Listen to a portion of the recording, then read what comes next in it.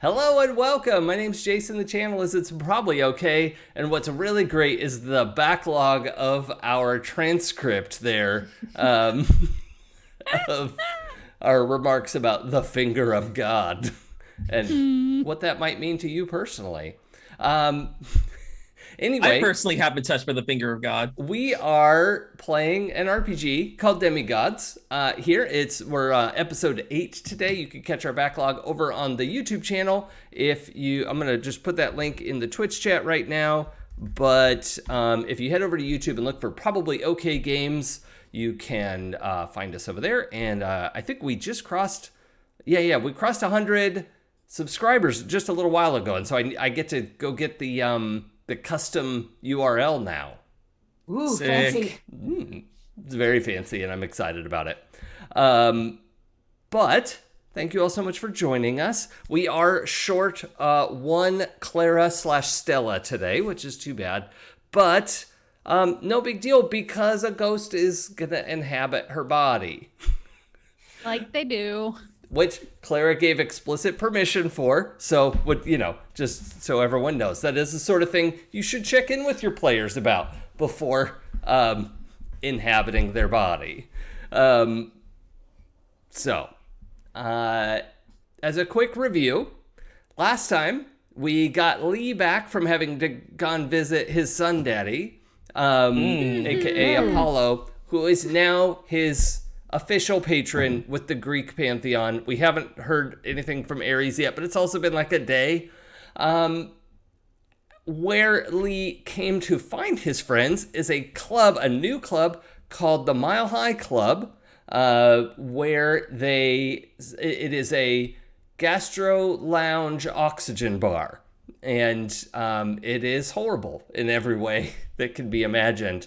They came here because Stella, Clara's character, who's responsible for everyone being here right now, tracked Simon Simmons, our enemy from the movie Pantheon, in an effort to try to get something of his so that she could track him down later, because all she needs is some article that is reasonably important to him.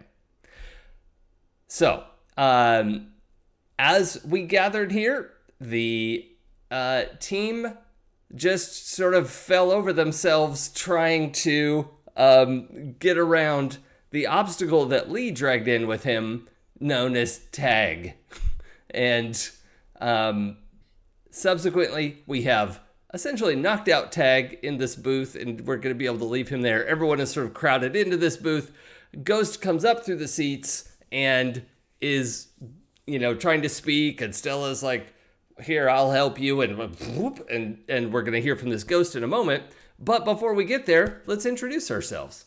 Pooja, who are you, and how did you get in here? I get to ask you this time. Oh, well, I mean, the way that all of us get in here by being invited. You can never rescind this invitation. Shit. That's a myth. Yeah. Yep. That's accurate. Hi. I brought this on myself. You really did. I'm Pooja, and I'm playing Treyi, the warrior daughter of books. And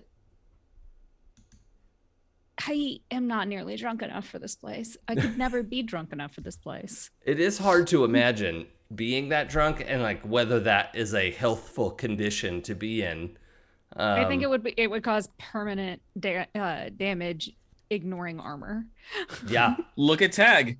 Yeah. Yep. He Do started we it. have to? Can I not? I mean, I can look at Tag. I just don't need to be in earshot of Tag. Fair. Okay.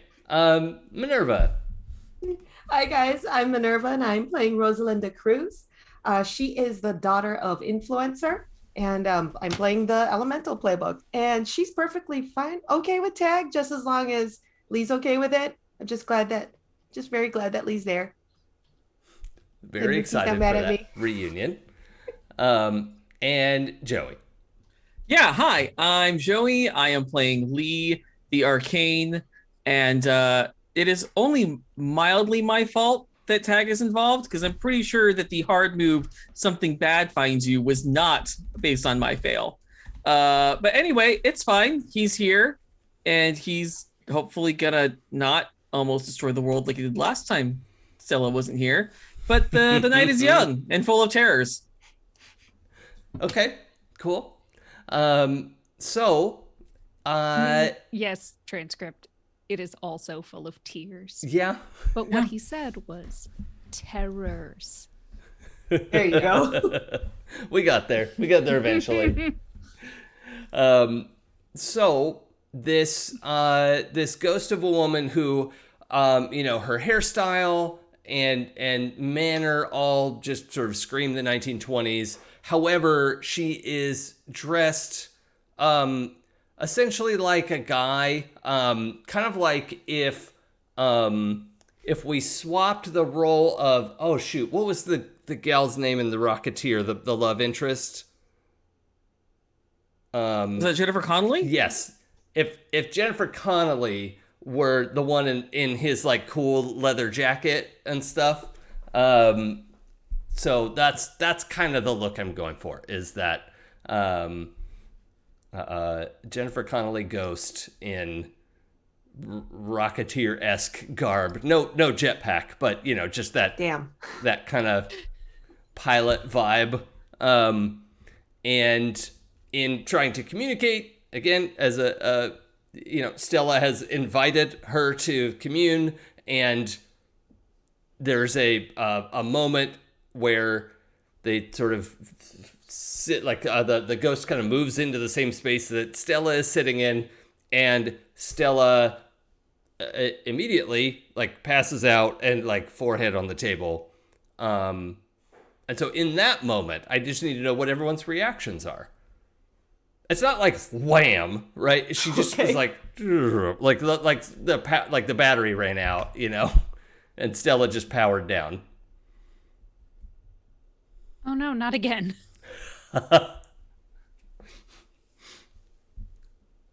Rosalinda just snaps a quick picture just for posterity purposes. Like, oh, here we go again. Yeah, that's right. What do you mean, here we go again? This has happened before here? Not here. I mean, not here. But something's happening. But it is Stella. Yeah. Can Rosalinda see the ghost? Or not anymore. When she inhabited? Yeah, the ghost disappeared into Stella's form. Rosalinda's like gently shaking her shoulder a little bit. It's like, hey, like now's not the time. Like, is there any kind of spell I can cast or ability that I have that I can make sure that Stella is okay? Yeah, it seems like you want to pierce the veil. That would be what I'd want to do. That is it. So let me let's do that. Scroll down, because I was looking at something else. Pierce the veil. Oh, that's judgment. This will probably be fine. Probably be okay. Oh, that's not bad. That's a 7 + 1 is 8. And I don't think I have any bonuses to judgment. No, of just counterspelling something. If I knew she was under a spell, I would be able to do stuff. That would be different. Yeah. Oh no, pierce the veil. When you know things, secret things, dangerous things. When you pierce the veil about something truly it's obscure. Nah, this isn't that obscure. Okay, that's fine. That's an 8. It's just a regular old haunting. Okay, so on pierce the veil with an 8, you get 2 questions. Cute.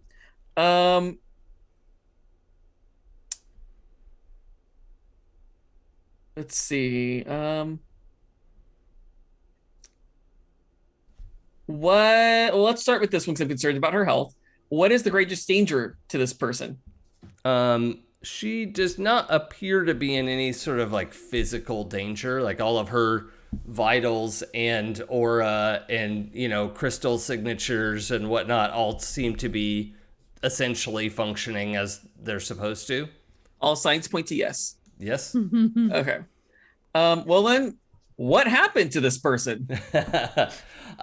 This person invited a geist of sorts to inhabit her body, and that merger is sort of finishing, right? There's like a loading bar that's about 80% finished.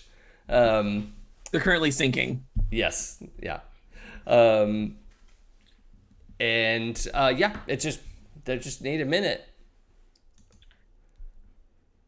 All right. So looks like Stella's communing with the dead. That's probably fine. She's not dead. No, Stella's fine. At least Okay, for cool. now.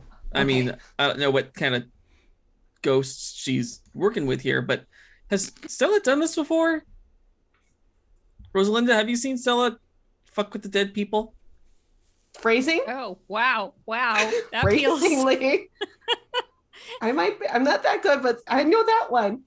So occasionally talking with the dead or figuring things out. She gets this weird look, but I've never actually seen her power down like that before. I mean, not for dead people. I mean, she powers Yeah. down like this quite often, actually. But like not because of Well, yeah, there's an emotional antics with checkout. dead people. Mhm. I mean, I've seen her drunk. I've seen her pass out drunk, but this was kind of gentle. The good thing is it was consensual, so Yeah. I don't think we have to worry about this ghost doing anything terrible with Stella. And I think interrupting this conversation, Stella's body like like gasps and sits up, sort of panicked looking, and Stella's normally where is that? Does she have long hair? I'm trying to remember. Yes, long Yes. messy hair. Oh yeah, kind Usually, of messy blonde bleach, hair kind of situation. And her big sign. I think that like sunglasses like stayed on the table. So it's also the first time you've seen her eyes in a long time. And how bloodshot are they? they're actually not. That's my first question. Because they're not entirely hers. So, but when she comes up and her hair like kind of flips back, it does this kind of like movie morph effect of like it becomes this very like 1920s bob and it's all like dark brown. Also, her eyes, which I think she had described brown eyes before, are brown but like through a kind of hazy filter. Right? There's just the eyes part are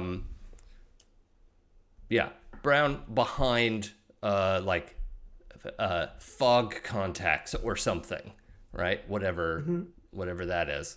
And is looking around at you and says, Stella said you could help me. Great. Okay. Yeah, Who are rewind. you?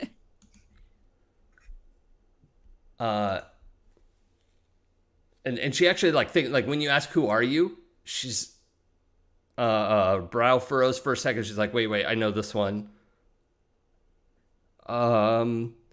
Margaret. I am Margaret.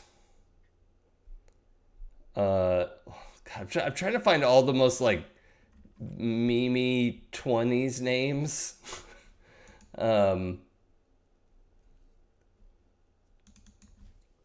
Baker. Yeah, just something.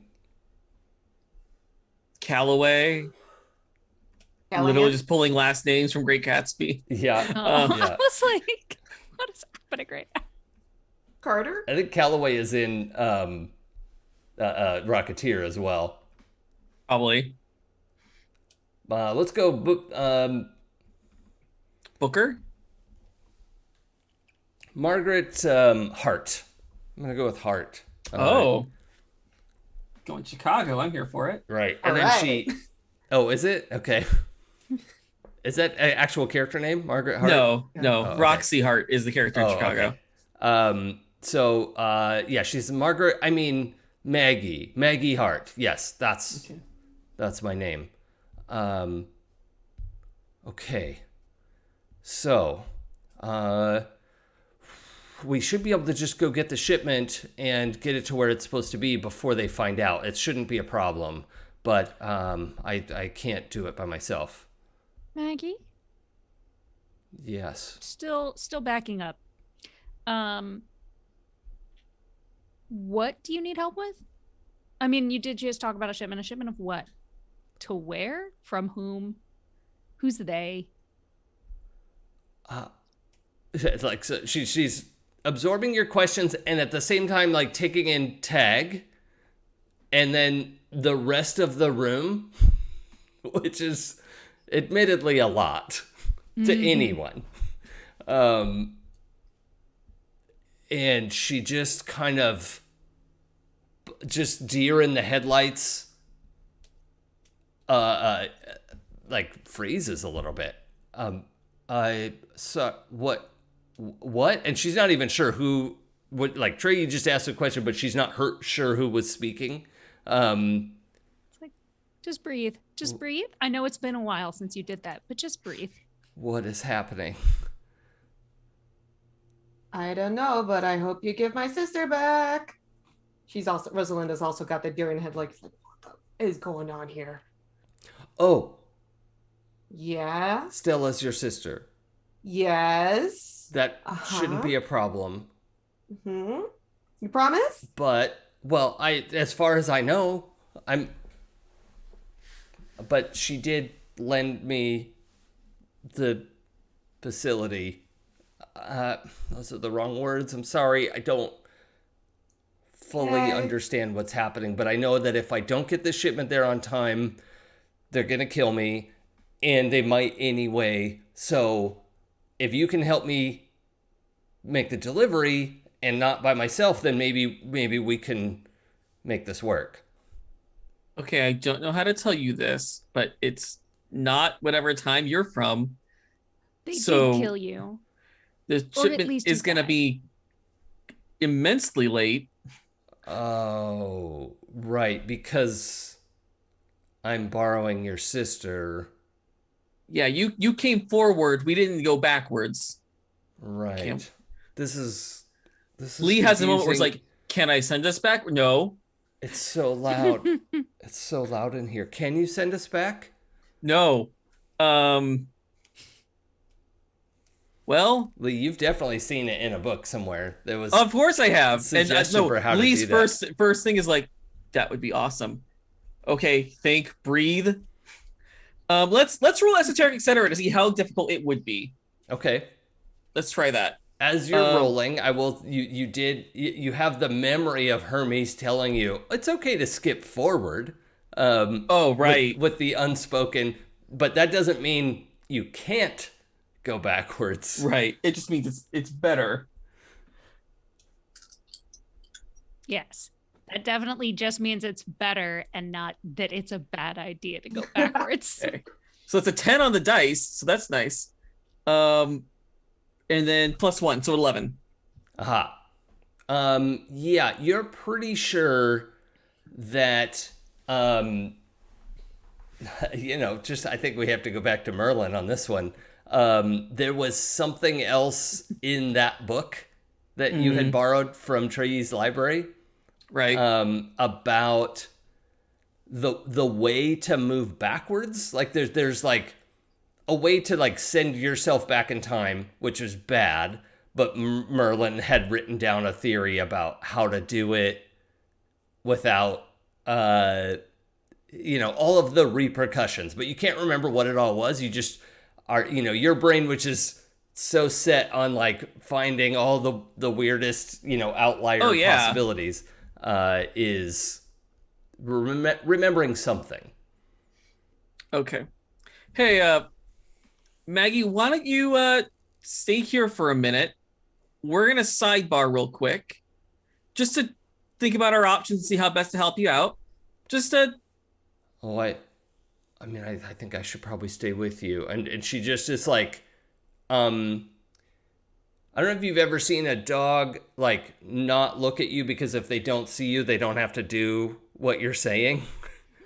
Like, or like a little kid, like I am gonna say, just like whisper to Lee, it's like, I don't think Stella would have loaned her body if the solution was just to go back in time and make her not dead. seriously. Okay, well, the reason I wanted to pull us all aside, no offense, Maggie, I want to talk about this logistically and logically, without getting her hopes up that we could do this and then saying we decided not to. It's not about deciding not to. It's about not unraveling our current reality. Which is why I wanted to talk about it with you all before we made a decision. I wasn't just going to do it. We should talk with her a bit more and get more information so that we can talk about it more. Yeah, let's actually find out more about the situation. Because the sooner we get that done, the sooner we can get Stella back. And, so she needs to be safe. And she kind of like gets the finger in the ear, like trying to like, it's obviously like way too loud in here for her. And she says, "Is there anywhere else we could talk?" Well, yeah, let's go back to the bathroom. Sidebar in the bathroom. Oh, okay. I grab Maggie's hand, Maggie/Stella's hand. It's like, come on, let's go. Let's go to the bathroom. Yeah. Come on, Lee, you can go too. It's okay. It's totally not unisex, whatever. Yeah, exactly. Yeah. Let's go. They're all gender restrooms. So mm-hmm. they are single occupancy, but if 4 people go in, it's implied simple occupancy. Right. It's the Mile High Club. Like, yeah. If they see 5 people pile into a bathroom, they're not going to be incredibly shocked. Anyway, and let's really, keep going. You only look like 4 people. Technically, you're 5, but you've stacked a couple of them. So, okay, yes, the 4 of you disappear back into one of the bathrooms, and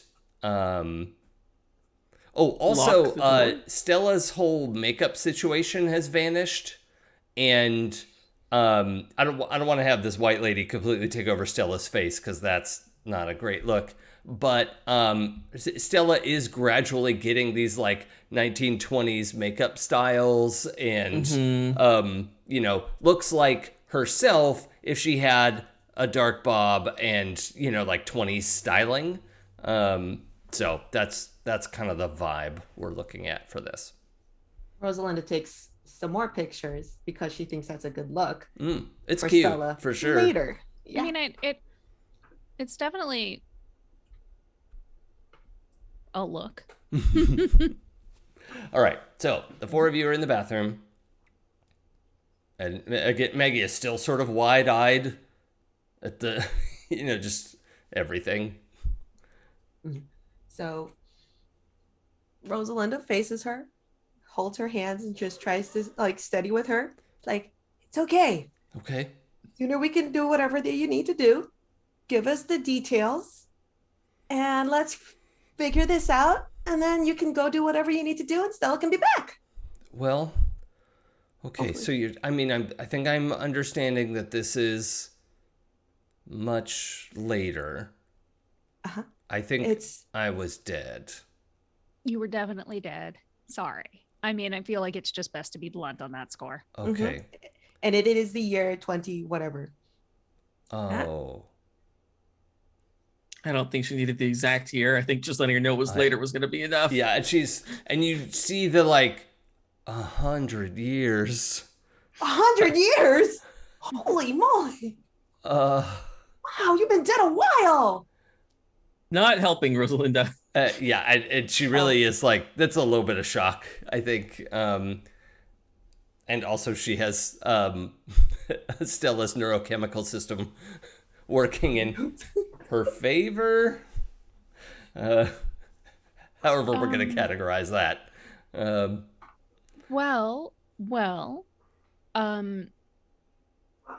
So you must have something really important that you want to take care of beyond just the people who did that to you, because it feels like that we may be a little bit too late for that one. If it's any consolation, they're also already dead. So okay. I mean, seriously, so at this point, Maggie is so dispirited. Dispirited. No, we heard you. It's okay. Somebody high-fived me, so it's good. I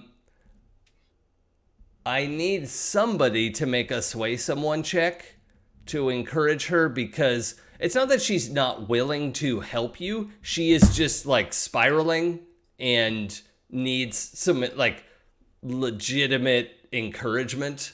Like what Trey, what you were saying could lead to sway someone. Like what anybody who wants to take on that role, but I'll have to get a sense of how it is you're encouraging her. I mean, I read a book about treating people through shock and trauma once. Okay. Sensei had me was part of a whole course in battle aftermath. Yeah. So. Or just math. That's enough trauma. Yeah.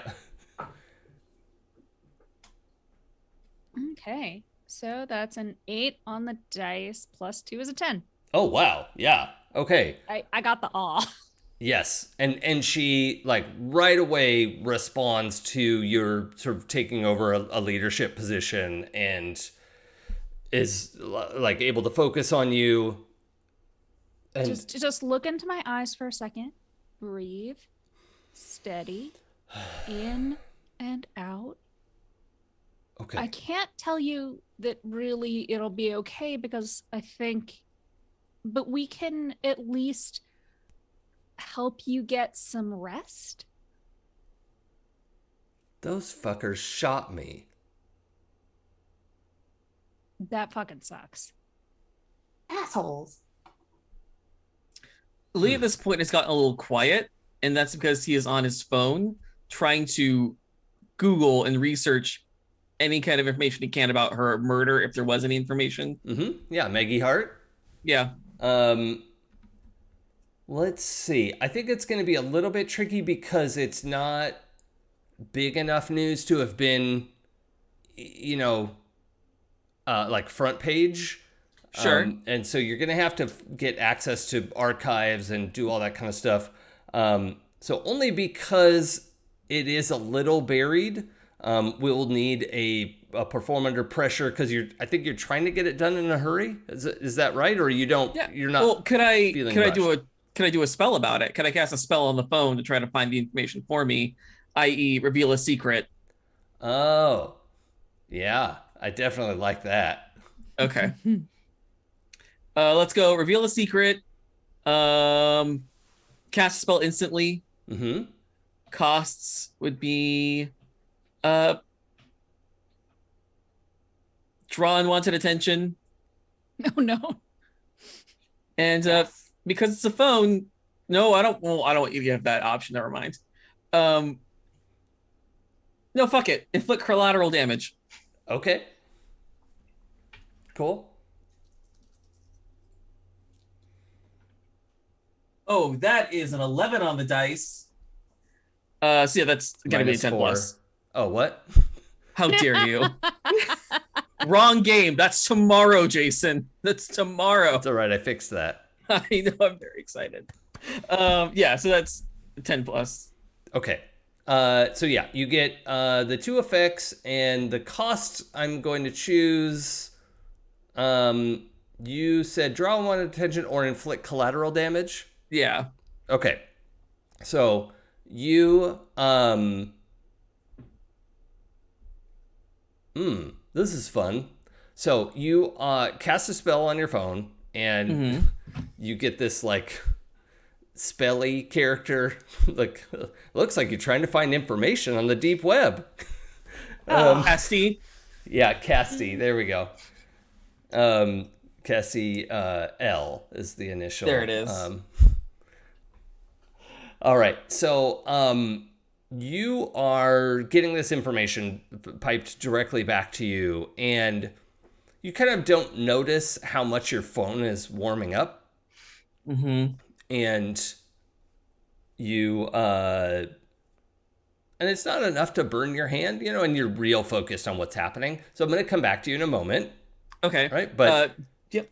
You are headed down a rabbit hole as it is rummaging. You have at least a rough time span to think about. The the 1920s at least as a target, a name which is unfortunately pretty common, but a murder, right? So that there should be something, at least like some kind of like page 6 news of like somebody was killed. But yeah. Sure. Okay, so you're focused on that. Just FYI, that cast a spell, I got a thread. That is my 5th thread. So I am taking regrowth from the sweet playbook. A real healer. Yes, Okay. regroth. That's what I wanted. Stupid fingers. There we go.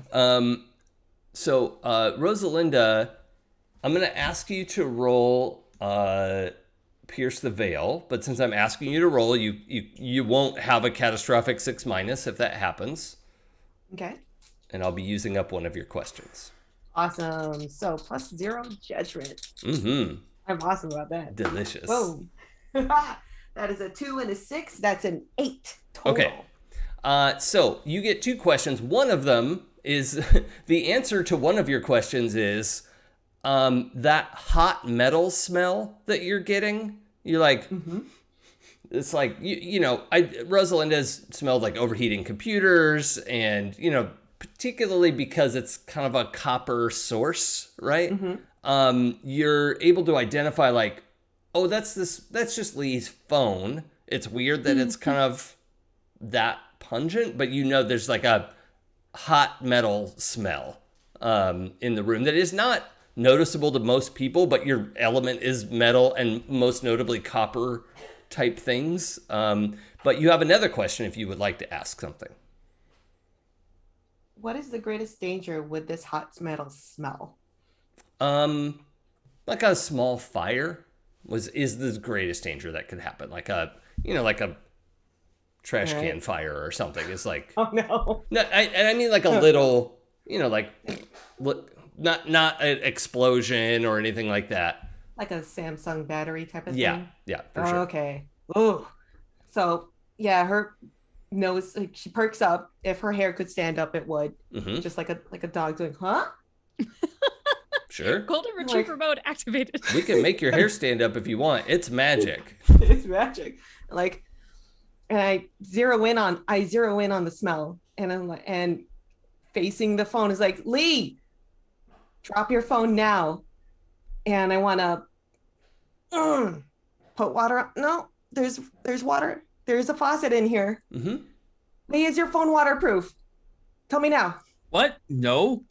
Why would my phone be waterproof? Grab the phone. Yeah, Rosalind, I think you're going to have to roll perform under pressure. Heck yeah. Just to snatch it out of his hands. Uh-oh. Or crush your hand accidentally, sorry. Shizzle. That is snake eyes. And then +2 for metal. That's a 4. Oh my. But you got a thread. And metal is like your strong stat. I was like, I shouldn't even make her roll. Let's roll for funsies. This is what you get for fun. I love it. Okay, so I'm gonna just narrate a little bit here. Lee, you're getting some information, and you have some info logged, right? You have Maggie Hart, suspicion of murder, but probably suicide, and she somehow shot herself in the back twice. Sure. But the police are calling it suicide, and by a separate source, you found that she was shot in the back twice, and that doesn't seem right. I don't even know how you would accomplish that, like in actuality. Like I guess with a ricochet of some sort. Yeah. Anyway. Ricochet, or I guess you could set up like a if you set up a contraption of some sort, right? And like some like sort of Rube Goldberg machine. Right. So anyway, I don't want to ruminate on that too much, but you have that much, and then Rosalinda goes to grab your phone, but ends up just smacking it out of your hand, and it hits the ground. The glass like cracks, but is not the phone does not explode or shatter or anything. It just like clatter, clatter to the tile floor, right? You get like that fallen phone noise. We're all very sad about it.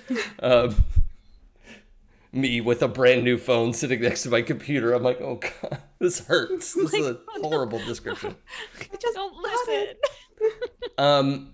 But at that moment, there's I want to say there's a scream outside in the club. It is not like, oh my God, there's an axe murderer, but there is like a shocked like scream and some yelling, right? But right when your phone hits the ground, that there's like a shriek is better, and some yelling, but the music is still going, so it's not totally clear what's happening outside. Rosalinda, I don't come to your place of business and knock the phone out of your hand. Your I get Is that. your phone place, was your going to place of explode. business as the bathroom now? That explains a lot, actually. So Maggie is just wide-eyed and is like, what is Your happening? phone was overheating. His phone was overheating. It's a piece made with a lot of bits of metal, Fine. and it was going to explode because he was using too much magic, Maggie. And you probably don't need to know about this because you're dead. I'm sorry. And now the fire alarm goes off and the sprinklers in the bathroom come on. My dress. And then the music stops out there and you can hear a lot of like shouting and people moving around and but yeah, you're all like soaked within seconds. Well, at least we know that works. That's nice. Well, I guess we should be exiting safely in a calm manner. Or we use this opportunity to figure out what we need to do to help Maggie now in the present day. Well, it's not so crowded. And I mean, the douche factor has reduced by like a factor of 1,000. Yeah, I'm sure the fire alarm sprinklers have at least washed out the smell of Axe body spray. Nothing will ever wash out the amount that was here. You ask far too much. They've Boy can scented, dream, Jason. They have scented the fire sprinklers. It's just Axe body spray coming out of the sprinklers. Yeah, it was cheaper. It was cheaper to fill it with Axe body spray than hook it up to the city water system. Gross. No, that's Kara. not what's actually happening. That's but not up to code. yeah, y'all are just standing here in like it's now cold because the AC was on because there's so many people in here and just shivering in the bathroom. Okay. Okay. So I am so sorry that you were murdered. But how can we help? Right. And she's like looking back to Trey because Trey, you had that like breakthrough moment with her and she says, okay, so I think the people who shot me probably got away with it. It would appear so, yeah. They ruled your death a suicide? What? My guess is they probably also owned the police and probably the newspaper. And her brows furrow and like when you say that she's like they shot me in the back. Who's they? I'm trying to think of the period appropriate terms, but I'm not good at this. I don't think Goombas is a 1920s term. Jamokes? Yeah. Mooks? Mooks. Always works. Yeah, the mafia mooks. They were expecting my whiskey, which I was delivering, and I guess they didn't want to pay me. Like, I don't understand. We were doing business. Business is business. I don't know. I don't know what was happening. Okay. Well, So where's this shipment that you were supposed to deliver? Well, there's some of it still in the basement because we were aging it and I hadn't taken the rest of it to them yet. And I told them that we were waiting. And I delivered some, and I think they were annoyed. I can't remember the conversation. Well, let's see if we can make our way to the basement and see if it's still there, I guess. Okay. Maybe it'll at least jog your memory and you can maybe remember some more of the conversation. Okay. Yeah. Do I know if ghosts can sense other ghosts? I don't... We haven't had Lee be very familiar with the undead or afterlife in general. I'm just pulling on et cetera, as in, kind of a catch-all. But if it's not, then it's fine. I think not without a roll, and you're a little bit out of sorts right now. I'm gonna say with you've recovered your broken phone. It's still on. It's broken and wet and hot, but does anybody have any rice? As the sprinklers are still going. Yeah, where are y'all? What are you doing? You gonna leave the bathroom? Yeah. I think let's find our way down to the basement. Okay, so because that has always worked out very well for everyone in all the movies. Yeah. And books, for that matter. By the time y'all open up the door to the bathroom, you can see the last people kind of hustling out of the club. It's a relatively small space, and there ultimately weren't that many people here, like maybe 150 people, something like that. It just was very exclusive, and there was that VIP section, the cockpit. And yeah, I hate it. But the booth that you were sitting in has this flare of like burnt seat and like scorch mark going up the wall. Right where Lee had been sitting earlier, right in that section of the booth. Well, at least you don't have to worry about Tag finding your phone to contact you now. Well, out of character, yes. Lee didn't know that he had left that behind, but... Yeah, sorry, out of character. Yeah. What the hell? So, Maggie, there's a basement here? Well, there was, yeah. Do you remember where the entrance was? It should be back here, and she kind of heads towards the street entrance, right where the coat check was, and that little like side, hallway to get behind the bar, but also the like little front office area there, and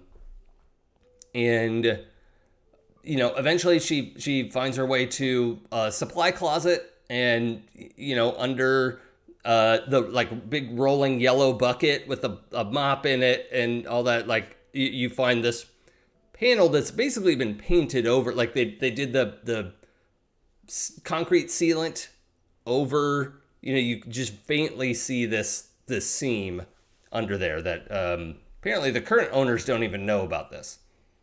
Cool. Can I knock on it and try to judge if it's filled in or if it's still hollow back there? Well, it is a concrete floor, so it's a little hard to tell without more force or without getting the trapdoor to open. It is like, yeah, hopefully I made that clear. It's like a floor panel basically that traditionally you would like hinge up or something like that, or maybe it's supposed to open inward, but either way, it's... Rosalinda, you want to wreck some stuff? Is there anything metal around here? She's looking around. Sure. I mean, you can there's rebar in the floor. Oh, I can sense that. I'm pulling the Earthbender. I'm sensing the rebar. Mm-hmm. Can I please use Cataclysm to rip out the... Well, no. Sorry, no. Yeah, I don't think you need Cataclysm for this. I mean, we all want to see the Mile High Club go to the ground, but not with us in it. Yeah, exactly. Yeah, this just wait till we leave. Let's see. I'm checking to see if there's a move. You may just want to do Perform Under Pressure Or no, it would be weird. It would be bend fate. And fate. Unless there's another move that you want to use. Smite your enemies. I know. I was like, oh, I want to manipulate the metal to like rip like the lid. Just rip the metal in the lid of the floor of that floor area to bend up. Just recreate that hole. Just manipulate like an elaborate. Hold on, I'm just double checking something. Are your moves up to date on the spreadsheet? Yeah, Cataclysm, Fire Talk with me, Eye of the Storm, rub some dirt on it. Okay. And Rush In. Oh, you have Rush In as well? Yes. Oh, okay. Okay. Not Cataclysm. Yeah. I would like to rip the rebar in the concrete or make a new hole leading to the basement. Well, I think we need to literally bend fate. So let's roll plus your weird. Which is 0. Easy peasy. Wish me luck, guys. Yeah. This is totally easy. I can totally do this. Heck yeah, I did that. That is a 6 and a 5 plus a 0 is 11. Holy moly. It's just metal, this thing. Yeah, you easily get a sense of this metal that you can't quite see, but you can feel where it's, like the bones in the concrete, and you're able to push things apart and actually just very carefully, break through the seams that the concrete had been, and it kind of like the concrete layer crumbles apart, and then there's this floor panel that basically creaks open, and like wooden stepladder unfolds and then just crumbles because it's 100 years old. And this like wooden stepladder is like clunk, clunk, clunk, clunk, crash of just, rotted wood. But you've definitely opened the floor hatch, and looks like it's maybe 10 feet down to the other floor. It's not too hard to jump down. It's just there isn't a step or anything to get down there. I am very impressed with myself, and I kick off my heels, and if there's any leftover exposed rebar, I just like to make that into shoes, like sensible shoes. Oh, to cover my feet. Yeah, like some flats, kind of. Yeah, you just kind of cute flats. Mush them into place and Play-Doh it. Yeah, no problem. All right. Is this the place, Maggie? Yeah, I don't know how we're gonna get down there. I jump in. Oh, okay. Well, okay, and she's not like dainty or anything, right? But she's like trying to figure out how to get in there and using a body that isn't hers. Can I like hook her around the waist and jump down with her? Oh yeah, this is great. Like, don't worry about it. I got you. This is very swashbuckling of you. It's very.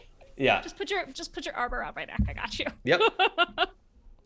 Yeah, and I think you have this moment of like when you reach the floor. I mean, you could deal with this however you want.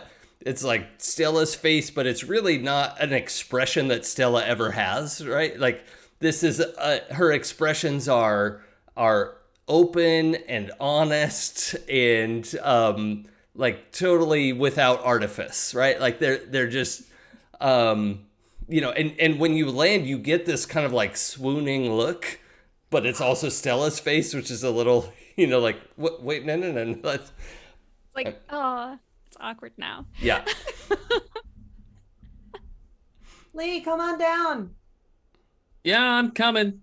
Kind of looks around, make sure that I want to make sure that we're not being followed. I don't know why I think we would be, but just let's pierce the veil. Okay. Pierce the veil. That's judgment. That would be truck wagons. So 11. Okay. Double like, what fives. does that mean? Double fives. Because they look like wheels. Oh, because it definitely made me think of something very different. Yeah, Chuck Wagon does not sound I like see. something that you want. I It's guess. like something that's full of vomit. Gross. No, I think we call them Chuck Wagons that looks like the Purina logo. Okay, Which is, so Lee, first I'm going to tell you, I'm going to use up one of your questions, though, unfortunately. Okay. Sorry, you That's get 3, so I'm going to answer one and then you get 2 more. So the very basic, rude, but okay. the the kind of the lay of the land here is that there is some kind of gathering energy that was pretty effectively dispersed by the fire and the sprinklers and everybody running away. But whatever that is like 10% recovered, right? Like it's kind of pulling itself back together. Okay. So other than that, it's just a very vague notion that there is a presence here that has been scattered and is slowly reconfiguring. Okay. Where did this presence come from? The presence didn't come from anywhere. It's been here longer than this club was this club. And so it is, yeah, it didn't come from anywhere. Okay. Does that answer your question? Yeah. In a valid way? Okay. How can I get this presence to leave us alone? To let us go about our business without interference. Yeah. The best thing, because it's been somewhat dispersed, it's hard to know exactly what it might want or not, or dislike or anything like that. But remaining under, beneath its notice is ideal. Not disturbing the building, right? In any significant way. Okay. Would be the way to stay under its notice, because it's sort of, for lack of more detail, we could just call it that it is the building for now until we know more. So very Overlook Hotel vibes. Yeah. It's the spirit of Melrose 76. Sorry.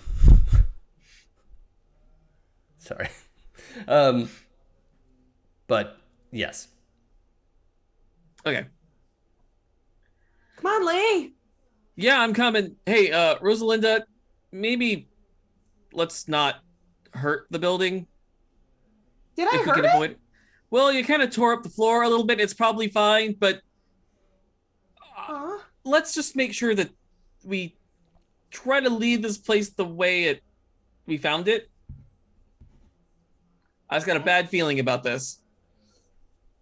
Oh, okay.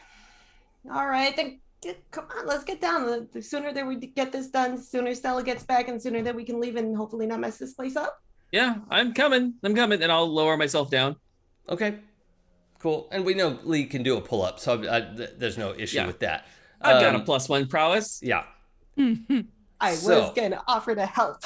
As the 4 of you, or the 4 of you find yourselves in the basement here, it is pitch dark. There is no lighting whatsoever aside from the little bit that's coming in from the panel. And the room appears like, just right away, your sense of this room is that it's bigger. It's not a tiny little like closet basement. There's much more space in here.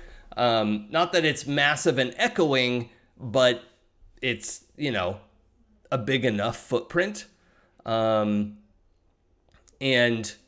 Stella/Maggie reaches over to flip this like ancient looking, electrical toggle, with cloth wrapped wiring going up the ceiling, up the wall to the ceiling, and like flick, and the like whole assembly just crumbles apart, as it like disintegrates, and fortunately the wire isn't like zapping or anything because it's probably not hooked up to anything, but it's yeah. She just says, shit. Does anyone have a torch? I take out my phone, put on the flashlight. Yep. Great. Phone flashlights. I mean, I take out my phone. Oh. Oh, you still have your phone, Lee. Oh no, it's all cracked in. But the light still works. That's fine. Yep. Oh, good. I mean, you may want to shut it off for now, but that's totally up to you, because it is cracked and wet. But, you do you.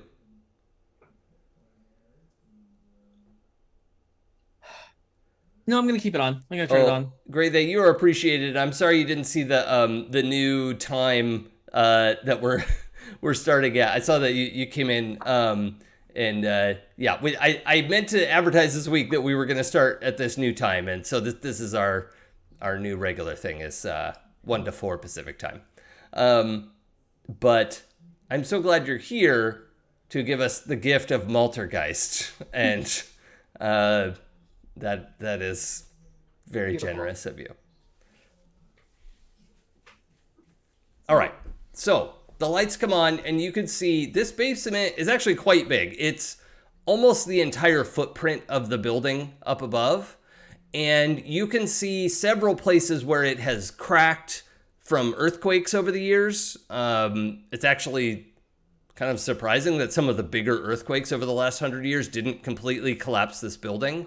But there are a bunch of wooden beams, like the kind you would see in a mine shaft, that are, there's probably like 8 of these wooden beams in this great big space. And, it's kind of like a long, skinny space, like the club upstairs is. Like a lot of the buildings in Hollywood have this like kind of skinny storefront, and then it goes quite a length back and has like 2 parking spaces in the back, but it is that kind of layout.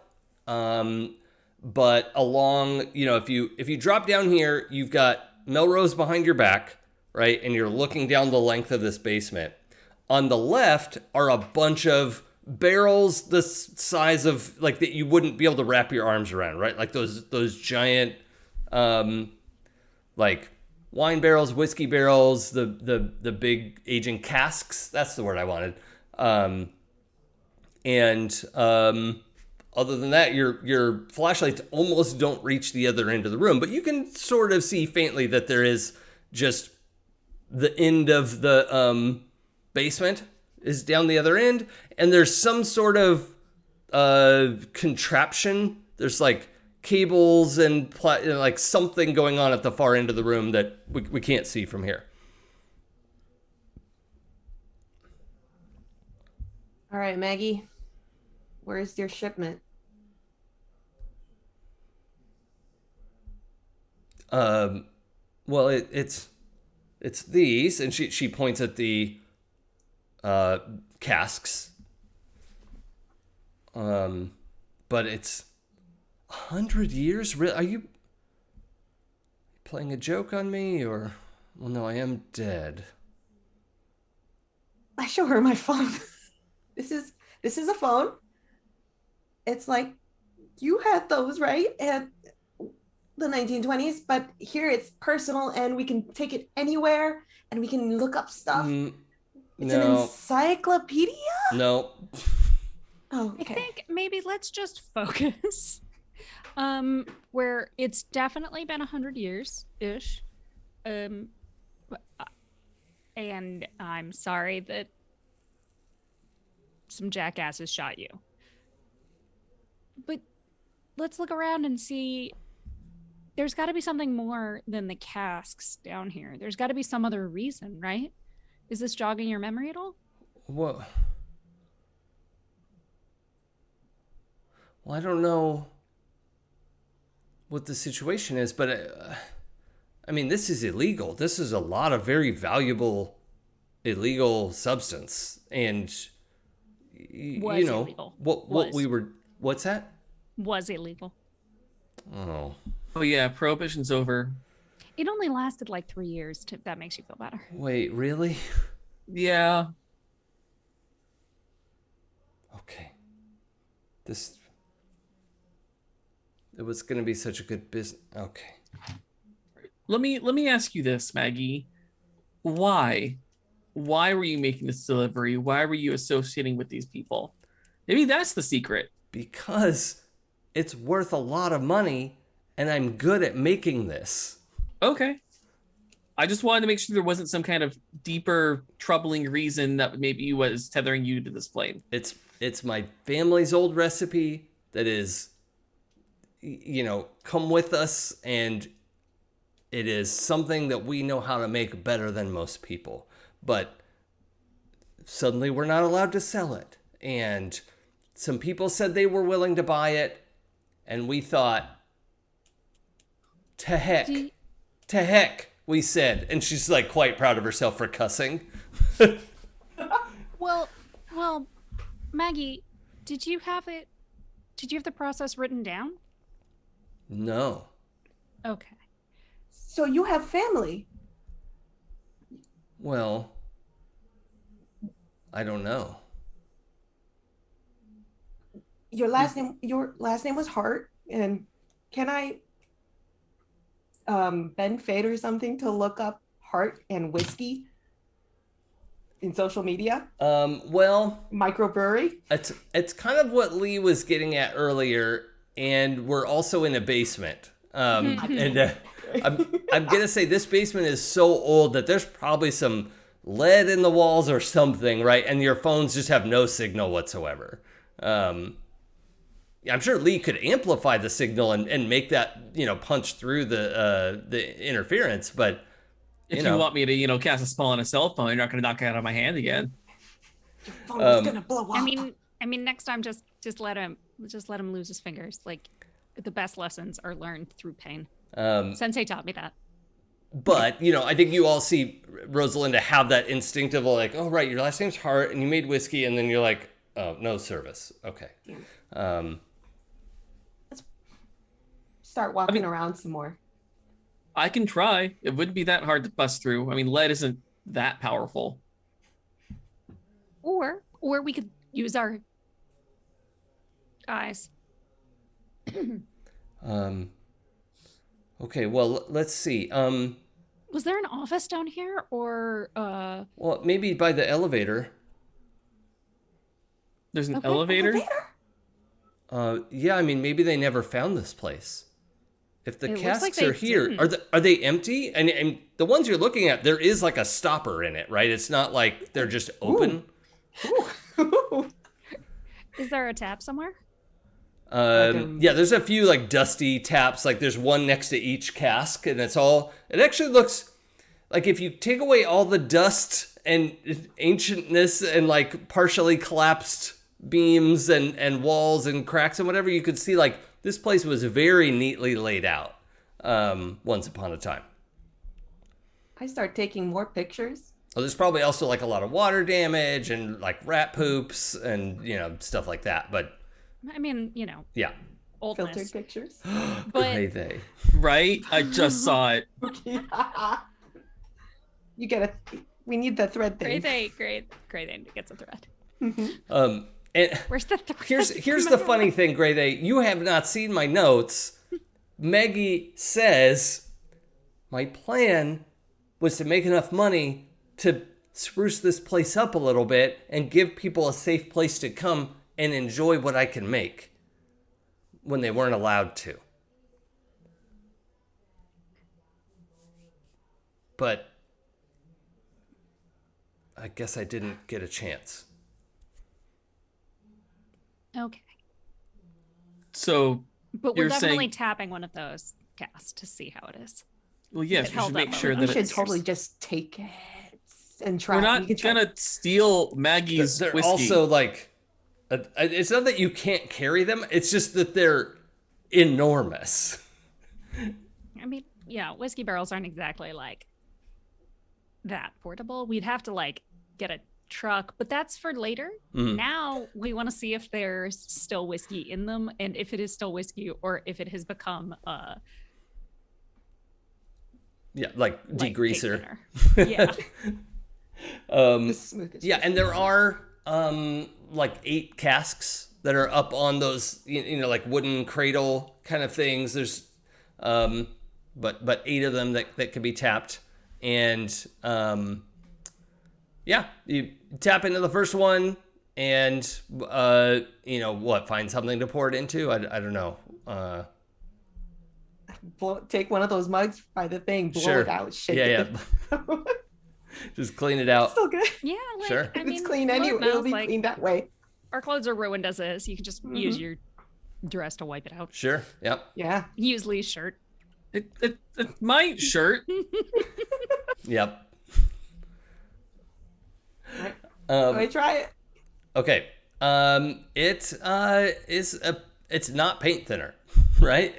I don't know how much into whiskey Rosalinda would be, but like it is a 100-year aged whiskey with all the benefits and privileges bestowed upon it. 100 at cask strength. Yes. Yeah. Real Minerva is very enthusiastic about this. Rosalinda's like, okay. It tastes like whiskey. Yes, exactly. I think Trey's gonna take a sip and be like,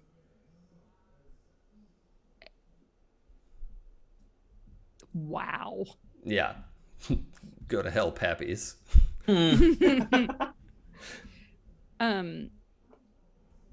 Also, I bet nobody make a spark.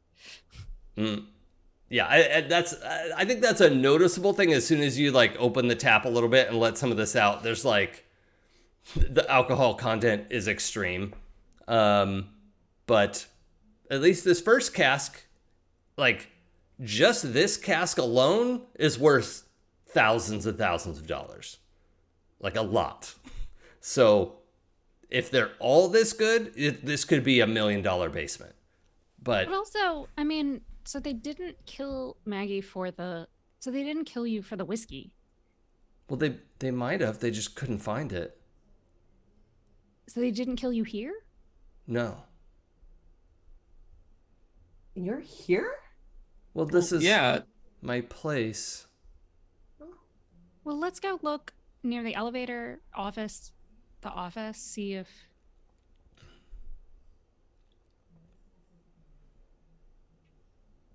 Yeah. Okay. See what else is here. Maybe, I mean, if the rest of the shipment is around, then we can get your name out there. Oh, okay. Let's, yeah. And so she kind of leads the way, down the end of the basement. There's a lot of, just the kind of passive creaks and groans of an old place like this. It's definitely, the roof isn't about to cave in, probably. But you get down to the other end and you can see there's an old, World War I era metal desk, kind of sideways to the wall where you would sit behind the desk and face where the elevator comes down. And there's this platform, elevator is a very generous term, but the kind of thing where you would pull the chain and it would go up through the double doors, up to the alleyway. Who knows if that device is working, but there is a desk covered in dust. There's some papers on it that are essentially dust already. As soon as you touch them, they're just going to disintegrate. Along with some pens and things that have just, completely deteriorated. But, and the rolling chair that had some sort of, leather material is, one of the wheels is gone and it's kind of a little wonky and tipped against the wall. But, and if you look at the side of the desk, there's drawers and there's one drawer in the bottom right with a lock on it. And it is closed. All of the drawers are closed. No one's rifled through the desk or anything. Lee, I have an idea. One of you go to the desk. I need to take some pictures. This is going to be huge. If we discover something like this and make it public, we need to document this. Yeah, but if we make it public, then Tag and his partners are just going to try to take ownership of it because they own the building. Oh, shit. Sorry. I forgot a detail. We'll say it just now manifests itself. Rosalinda and Trey, as you are, kind of getting the aftertaste and that last like huffing out the alcohol, that like, okay, I assume neither of you had that much, right? Like, it's just that thing where you like taste, like right. Put it on the tip of your tongue. So with that, there's a fleeting moment where you can see Maggie overlapped with Stella. And I think you didn't notice because you were walking ahead with your flashlights and you're looking at everything, and then you turn back to see like, okay, what's happening? And then by the time you realize what you're seeing, that like fades away. So we saw Maggie as she was when she was alive. Yes. But kind of as a, like she's still inhabiting Stella, right? She didn't change the way Stella looks. You were just seeing the overlay. And Lee, you didn't notice anything. Yeah. Wow. Okay. That's wow. Is it fair to have Maggie say like have like a moment of like being stared at and by you two and be like, wait, what? And Lee, that is definitely noticeable because Maggie's like suddenly weirded out. She was very excited to be near Trey and and kind of still is, but it's like, what, is there something on my face? That stuff strong. Holy cow. I only just took a sip. That was, wow. I'm seeing two of you. Why are there two of you? Why is there stuff? We are two. I mean, your friend is here and I'm here. I see you, but no, you're just like you're offset. No, I mean, this is working really well. Stella says this is working really well. I think I'm pretty sure that we're not going to make that whiskey available to like mortals. Well, I mean, it'd be nice if the world could, know my legacy. Your legacy could go a lot farther than I think you think it could. Huh. What are you all talking about? Can I pierce the veil on that double image? Please. Yes. Please. No, well, actually, hold on. There's a chance.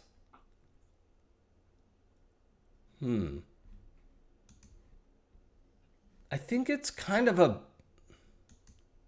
Or fire talk with me. So what? Maybe.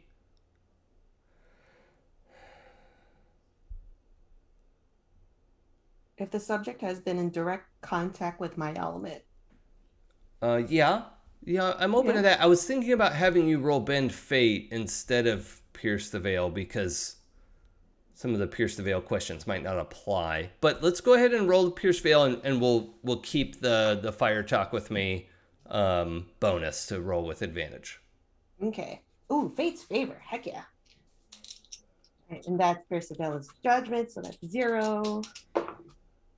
That's a 6 and a 4, so that's a 10 with Fate's Favor. Plus your judgment? Oh, plus my judgment 0. I know. I just wanted to hear you say it. Okay, but yeah, you get 3 questions. All right. So, where did this person come from? It's more curious about the whiskey. By the way, Trey, I'm going to tell you this information in a moment. Go ahead, Rosalinda. Okay. What is the greatest danger with Maggie? Do you mean, are you looking for how she is a danger to you or what danger she is in? How is she a danger to us? I think Rosalinda gets a pretty clear picture that Maggie herself is not a danger to you and is actually a little bit enamored with Trey. Just look at Trey. Oh, she's a book lover. Pooja, I'm sorry to put you in the ghost girlfriend territory again, but you can decide what you want to do with this. It's just At least I wasn't responsible for the first one. There are worse things to have go across games than a ghost girlfriend. Okay. Can I say what happened to me with regards to drinking the whiskey? Oh, yeah, that's great. The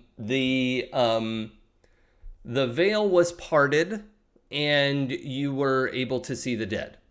It's just that Maggie is the only dead person here right now. So okay. Absolutely the only dead person. Okay. Can I bank that my third question for now? For a little bit. Yeah. It's got to okay. be this scene, but I'm okay with you if you want to hang on to it for a second. Yes, please. Trey and Lee, you see Rosalinda's eyes go get that kind of like milky film are on Stella's right now. Rosalinda, you don't notice this about yourself, but as you sort of narrow your eyes and are studying the situation a little more closely, Lee and Trey, you can see this effect come over Rosalinda's eyes. I can see her. Yeah, I'm not sure that wow. Is this a family trait? No. So. I think it's the whiskey. Cuz I could see her too. She's pretty. Well, what do you mean? I'm right here. I can see you. Yeah. Well, no. This is Stella. But I'm Maggie. We also saw you. How's that? Well, I guess you're whatever you are, right? Like she's also like coming to terms with like the supernatural and like it is aware that you're not like regular humans, but there's also not been a conversation about that yet. So right. Lee is tired of trying to piece this together from context clues, and he's gonna take a swig of whiskey so he can see what they all on the same page. Like not a swig, it's really strong. Yeah. But I think Lee takes a whole swig. Yeah, he definitely does. Okay. No, it's just as you're starting to do it, I think Trey's like, oh, you might wanna. Ooh. So Lee, I'm gonna have you do a custom prowess roll. Oh. Okay. So this isn't smite your enemies, but I just want you to roll your prowess stat. That's a 9 total. 8 on the dice plus my 1 prowess. Okay, that's good. It's not a 10, but we're gonna just apply this as you feel the whole like slow down for a moment. Everything kind of comes to a halt, and you see all kinds of things in here. You see a little ghost rat skitter across the floor, and there's a moment where it's just like spiders and spiders and spiders and spiders. Every spider that's ever died in this building. But then that starts to fade away as the intensity. But, you can... How would Lee deal with that? That initial sense?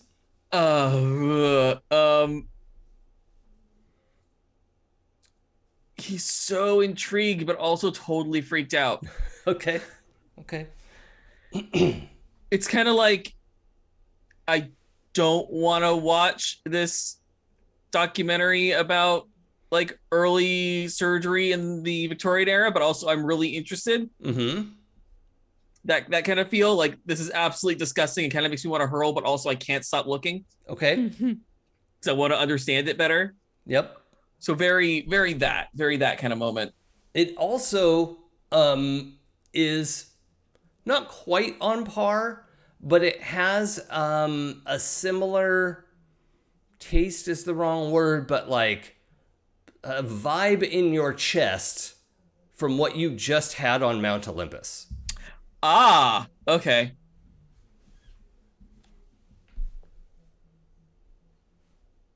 Maggie, where did your family say they got this recipe from?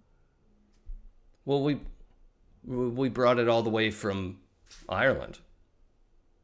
Yeah, you did. Way far back. Further back than that. Well, I mean, not this whiskey. This whiskey didn't come from Ireland. I made this. you have the recipe now anywhere? it shows and now it shows us the dead. You can totally market this as undead whiskey. That was a rumor. That was never confirmed. No, that's a lie. Nope. Nope. I'm going to try something a little out of the box, if that's okay. What? I'd like to pour a little bit more whiskey into the cup. And I want to focus on it. And I'm basically trying to counterspell the whiskey, mainly because I want that 10 plus option of the effect dissolves and you understand it well enough to rebuild it. Okay. I want to see exactly what is causing this effect. Yeah, there is an effect that you can dispel, so I'm fine with that. Okay.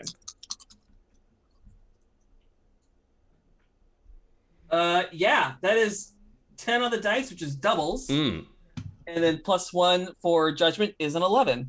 Outstanding. Wow. So yeah, the effect completely breaks down, and you watch it well enough to rebuild it. Now, what you would be able to rebuild is a kind of a, icy dead people spell. You wouldn't be able to recreate the whiskey, but the whiskey is kind of a delivery system in this case. Okay. And it is, as far as you can tell, it's basically from like this whiskey was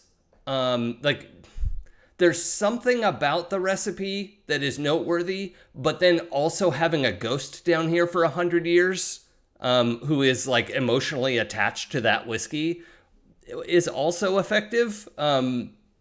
So it's hard to know, but you know that there's like a there's like an alchemical component to the actual whiskey recipe. Okay. All right.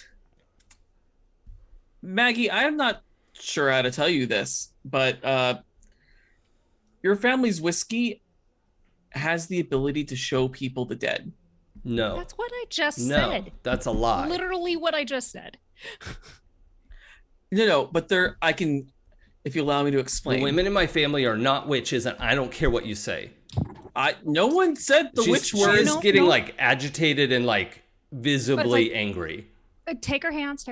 It's like, no, focus, Maggie. He's calling us witches, and we're not witches. You're not a witch. I am not. I am not. No one is saying that you're a witch. But there are more things, and you know this, right? You're a ghost. It's 100 years later. There's a lot more going on in the world than necessarily most people understand. Okay. And your whiskey gives us an ability that's amazing. It's wonderful. Your whiskey is not only incredibly tasty from the small amount that I was able to have, and that in itself is a miracle. You're still holding her hands, years. Right? Yes. Yeah, she's like blushing, and it's like the whole demeanor is shifted. Your whiskey is a miracle. It's good. I mean, it's not like it heals the sick or something, but I'm glad you like it. But it allows us, it parts the veil for us. What veil? Between the living and the dead. But shouldn't that stay in place? Yes, which is why, unfortunately, it does mean that we're not gonna, start up a brewery with this recipe in your honor. Well, have your family, but there are a lot of people like us who already know. Well, but I mean, what's going on. We were making this whiskey for 200 years before they came to America. And just the time you've spent with it, I think you spent a lot of time with it. We also don't know if this effect is going to affect mortals. I mean, if the rumor's already there, it sounds like it did. There could have been demigods in Ireland. I mean, there are definitely demigods in Ireland, but that doesn't mean that. But what I'm saying, if her family already has a rumor and her family is full of mortals, that it allows you to see the dead, then it does seem like it's an effect that maybe is just a lot less and you have to drink a lot of it. But this whiskey, these 8 casks, can't go to mortals. But they can go to us, like demigods. They can go to the pantheons. Actual gods could taste your whiskey, Maggie. Well, so the gods are real too. Cernunnos and all of them? All of them. Oh. Like all of them. I demonstrate by lifting the big metal desk a little bit, just like a couple inches off, not over my head. It's like, yeah. Whoa. I like to bend. I can lift metal if I want to. Okay. Yeah, it's kind of cool. But kind of scary sometimes. Does that make you? Oh shit! I just forgot the. Does anyone out of character? Does anyone remember the Celtic blacksmith's name? I was gonna say Bragi, but I think that's Nordic.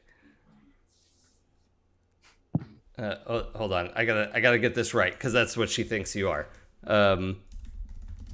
Goebinu? Goebni? I can't pronounce these.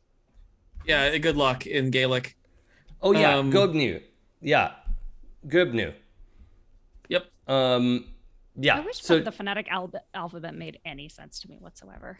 Yeah. So she looks at you, Rosalind, and she's like, "You're a daughter of Gobnu." Which Probably I'm just gonna say I'm saying that right. I mean, also Lee's one, Trey's one.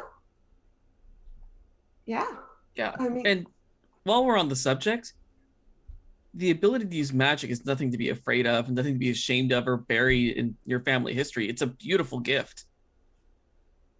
Well, that's.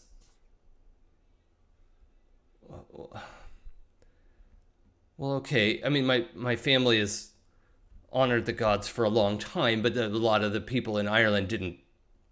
You know, when the church came in and my family remembers before the church. And. Well, they were right. Are right. I mean, the church is also right. Kind of.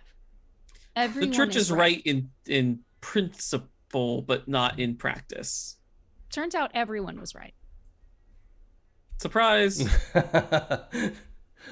Well, okay, that was me laughing, but I think she does just give like a nervous laugh, like, okay, that's a lot to take in. I'd like to use my last question, Sure. Jason. How can I get Maggie to accept her heritage, and not reject her current situation? Being accused of a witch. I think if you could get like some kind of thank you, Dorkle Candy. Yeah, it's the V sound, not the B sound. It's govnu. This I knew I was close. Thank you for that. So Rosalinda, the answer to your question is if you could get some kind of confirmation from her pantheon. Like, what it seems like to you is either she's a demigod or her parent was, right? Because, like, the child of a demigod is not necessarily going to become a demigod, right? You have to have a deity parent. And so something was passed down through her family. And there are lots of mortals who just have a little extra juice in their system, but not full-on, deific powers. And so that's... Yeah, if you could actually like figure out how she's connected to the Celtic pantheon, and get them to contact her, that would do something. Oh, I relay that to hey Trey Lee. I think we need to contact Maggie. Who did you call? Who did you call? Say I was the daughter of Grovnu? Govnu. Okay, all right. So if we can get this guy to confirm for you, there's so much that you could do with this. I wonder if I would like to try something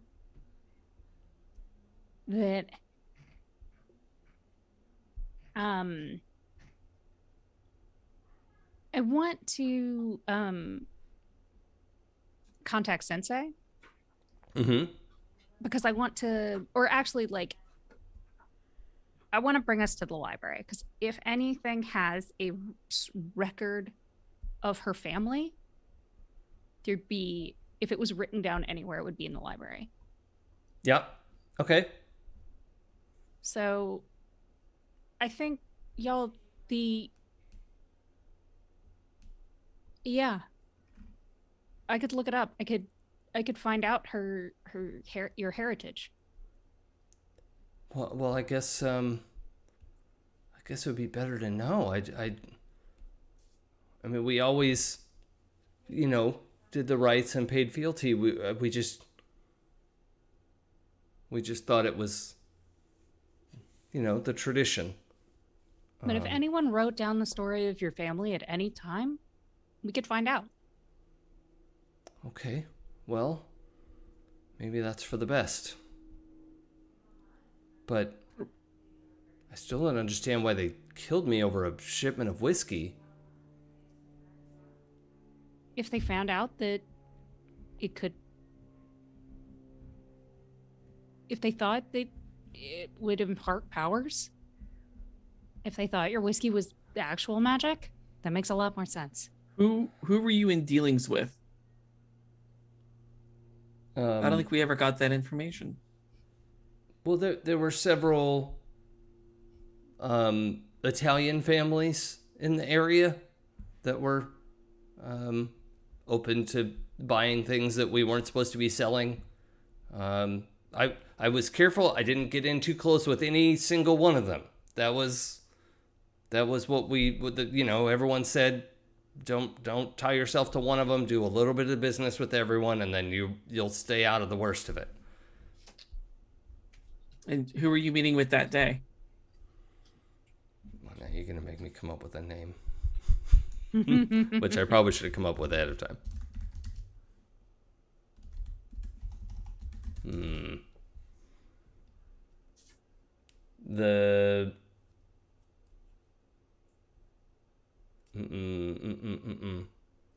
Boy, this is tough. Marquis Johnny. The Desimone family.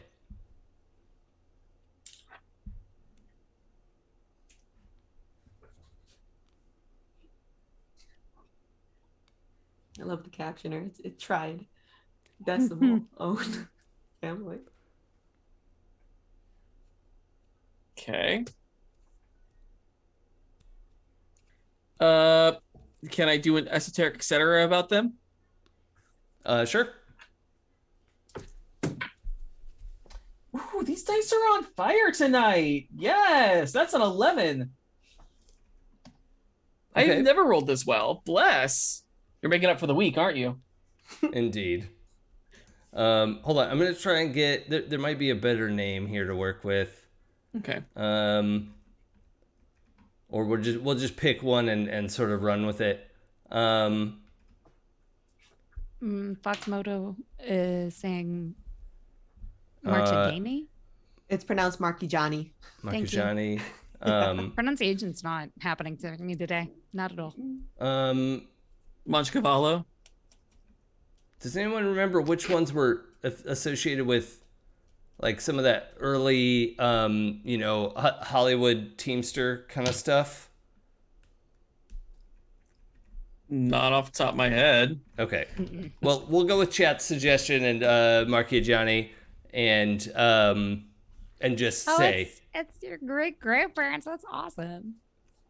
Oh, cool. I guess. Okay, so we're gonna say Marchigiani. And Lee, what are you doing? You want to do esoteric? Yeah. We also have to take our break, but yeah, I just want to know what I can remember about them. See if I can piece together why they would have killed Maggie. Like, try to start putting things together. Investigate a mystery. That happens all the time. But yeah, let's do your esoteric, etc. Cool. Yeah, that was the 11. Oh, right. Okay. So yes, it's the Marchigiani family. Rose to power during Prohibition. There were a lot of crime families in the area that were doing whatever.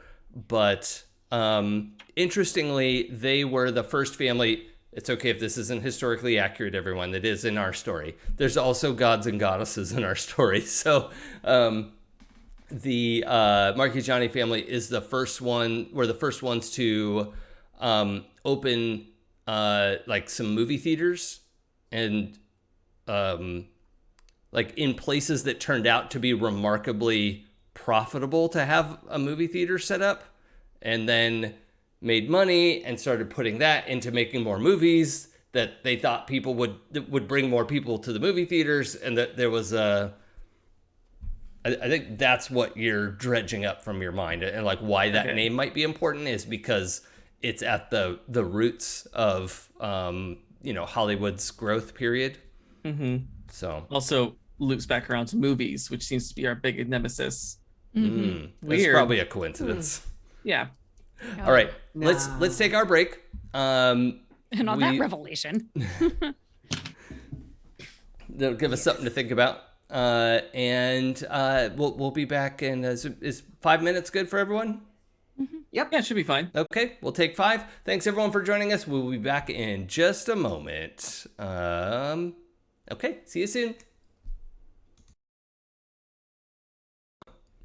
Hey, all right. We're back. The channel is It's Probably Okay. My name's Jason.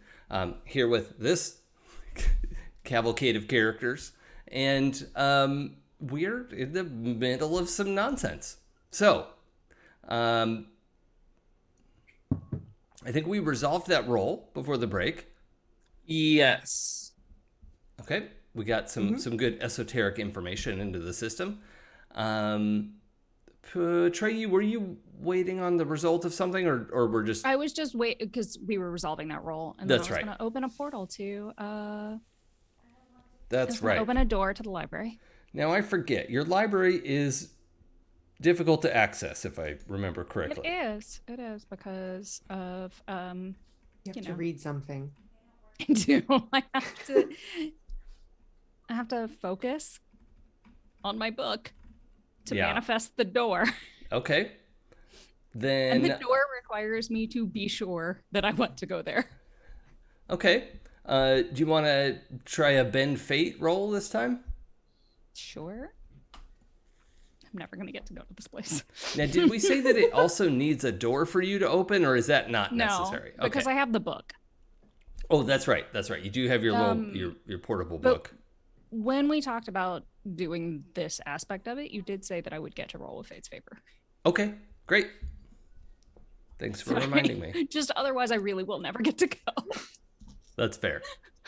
Difficult to access, not impossible. Oh, thank goodness. Yeah, I really wouldn't have gotten to go. Because that's a 10 on the dice, which makes it a 9. Oh. All right. So I'm going to say with the medium success, you're able to go through, and Maggie is able to step through, but Stella kind of just slowly sits down on her butt in a daze, and Rosalinda and Lee are not able to step through the door. They kind of see the door in space, but no one else is able to come through. Okay. That's your 7 to 9 result this time. What is this, like a vampire thing? We got to be invited in, or? There's no metal in there. I don't think I want to go in there. So as we step through, it's like, this is the library. If anyone wrote a story about your family, if one of your family wrote their own history, or if there are legends that ever got written down. Well, there were some stories told about us. but Perfect. I don't think they were ever written down or published or anything. They wouldn't have had to be published, but did you have like a family diary, journals that were passed down, anything like that? Well, we just had our cookbook, but I had that. I don't know what happened to it. If it was lost, it might be here. Oh, okay. Oh, and by the way, Maggie is essentially a solid figure here. Just like 80% opaque, right? Like 20% transparency. Also, hi, don't freak out. You're no longer with Stella.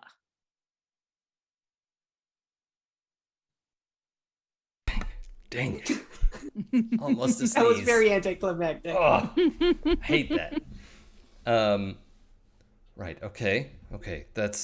Is this the afterlife then? No, this is the library. I don't know if I've ever been to a library. That's a good one for your first time. Okay. Yeah, just kind of looking up, around the tower and what's going on. Sorry, If you meet some people here, don't let them take you anywhere. Well, where would we go? I mean, because the space doesn't look that big. Ultimately, it's like, well, where would they take me? I don't understand. Just trust me. Like you don't get into a taxi with a strange person. Right. Okay. Don't go into the stacks with anyone you don't recognize, or a lot of the people that you do. So your sensei appears as a different fictional character each time, right? Mm-hmm. Okay. Let's see. Any requests for today? Oh, who writes a lot of ghost stories and is not a trash human? Can't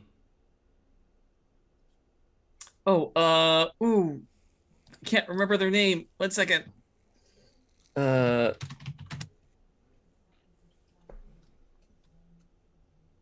Just throwing it out here, R.L. Stein. Yeah. I mean, R.L. Stein. Henry James. I don't think Henry James is a terrible person. Okay, or maybe one of his characters.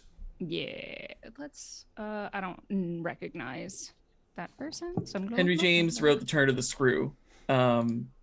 Sure. Okay. Well, just because it's easy to picture. Let's go with you're speaking with the I guess we don't know the narrator's name from the Raven, right? No. It's just in the first person sort of journal entry style. Mm-hmm. Yeah, we'll have sort of pasty Victorian man with dark hair and clothes, and greets you as you come in. Okay, real talk. I looked up fictional spiritual mediums, and Yoda is on this list. That's not going to be Yoda. I just had to throw it out there because it was hilarious. It is hilarious for sure. But yes, okay. It is and I have done playthroughs with a whole Lenore. like Jedi Pantheon situation, but not this time. But yeah, you have this nameless fellow step out with a great big book open in his hand as if he was just reading, and you just instinctively know that this is the narrator from the Raven. And the Raven that keeps following him around. Yes, yeah. Is also a tip-off. Yes.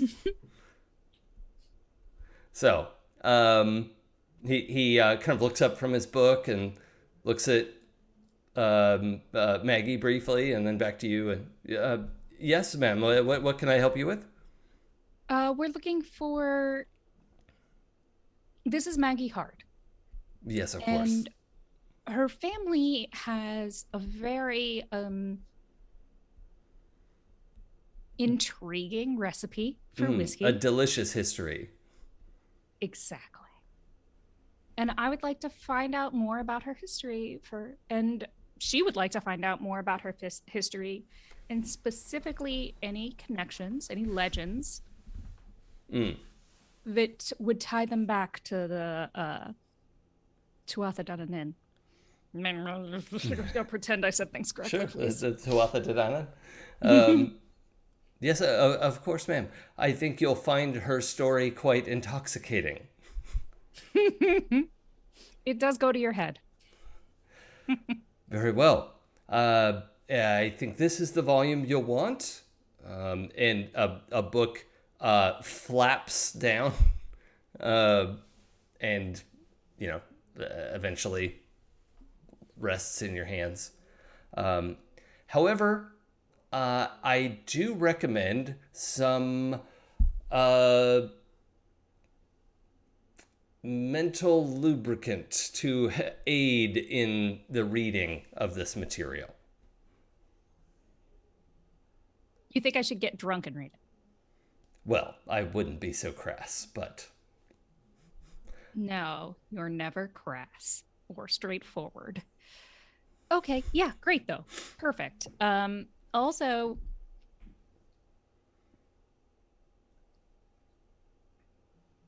thank you, Sensei. Well, of course. It's my pleasure to be of assistance. One day you're going to have to teach me how to do that thing with the book.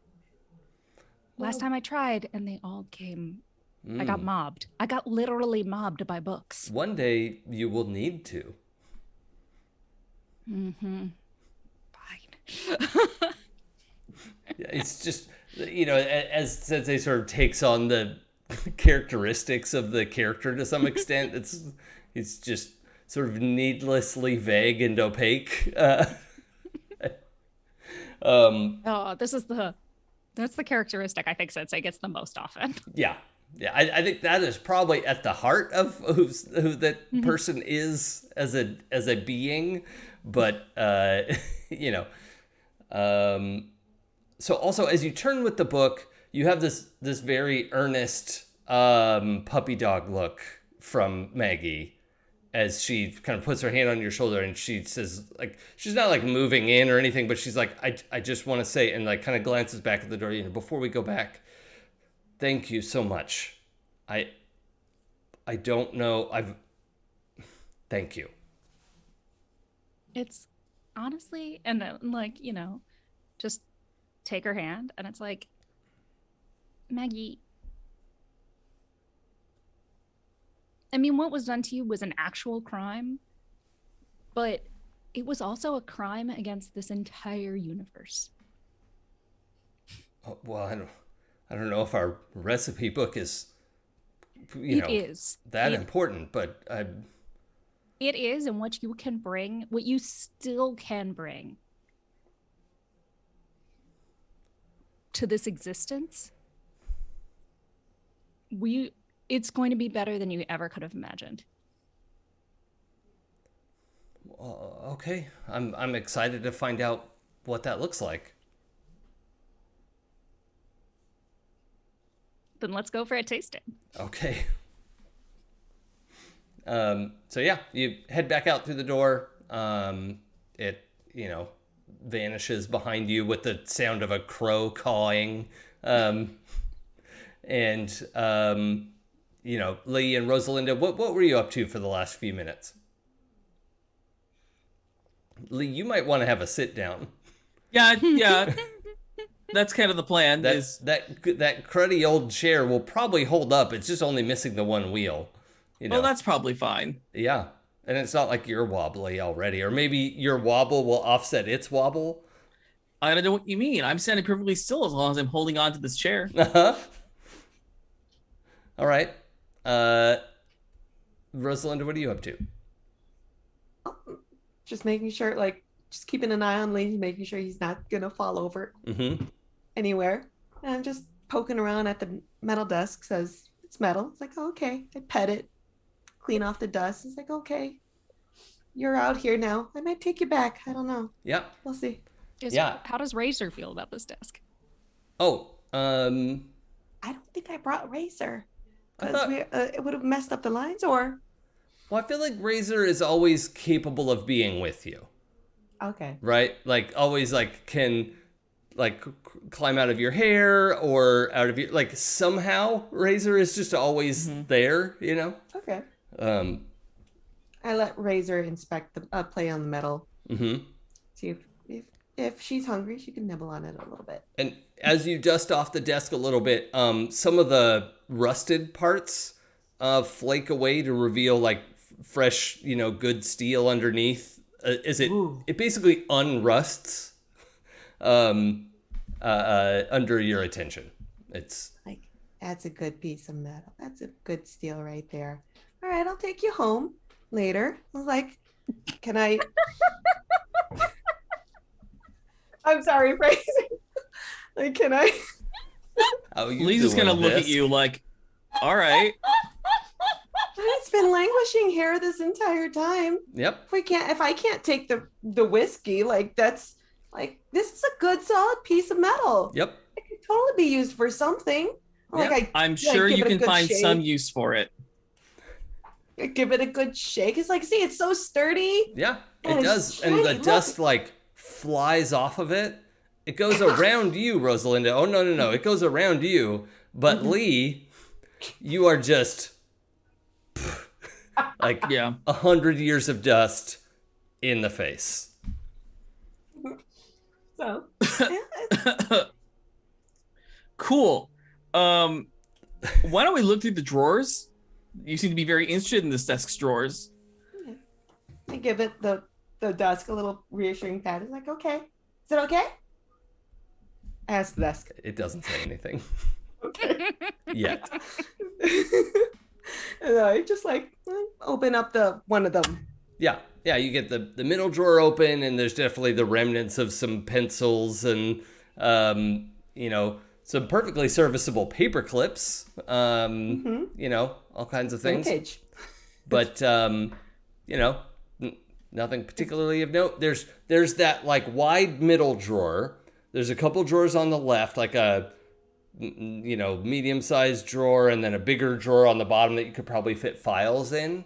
And then on the right side, there's another medium-sized drawer, and then a drawer that has a lock on it, you put a little, a key lock.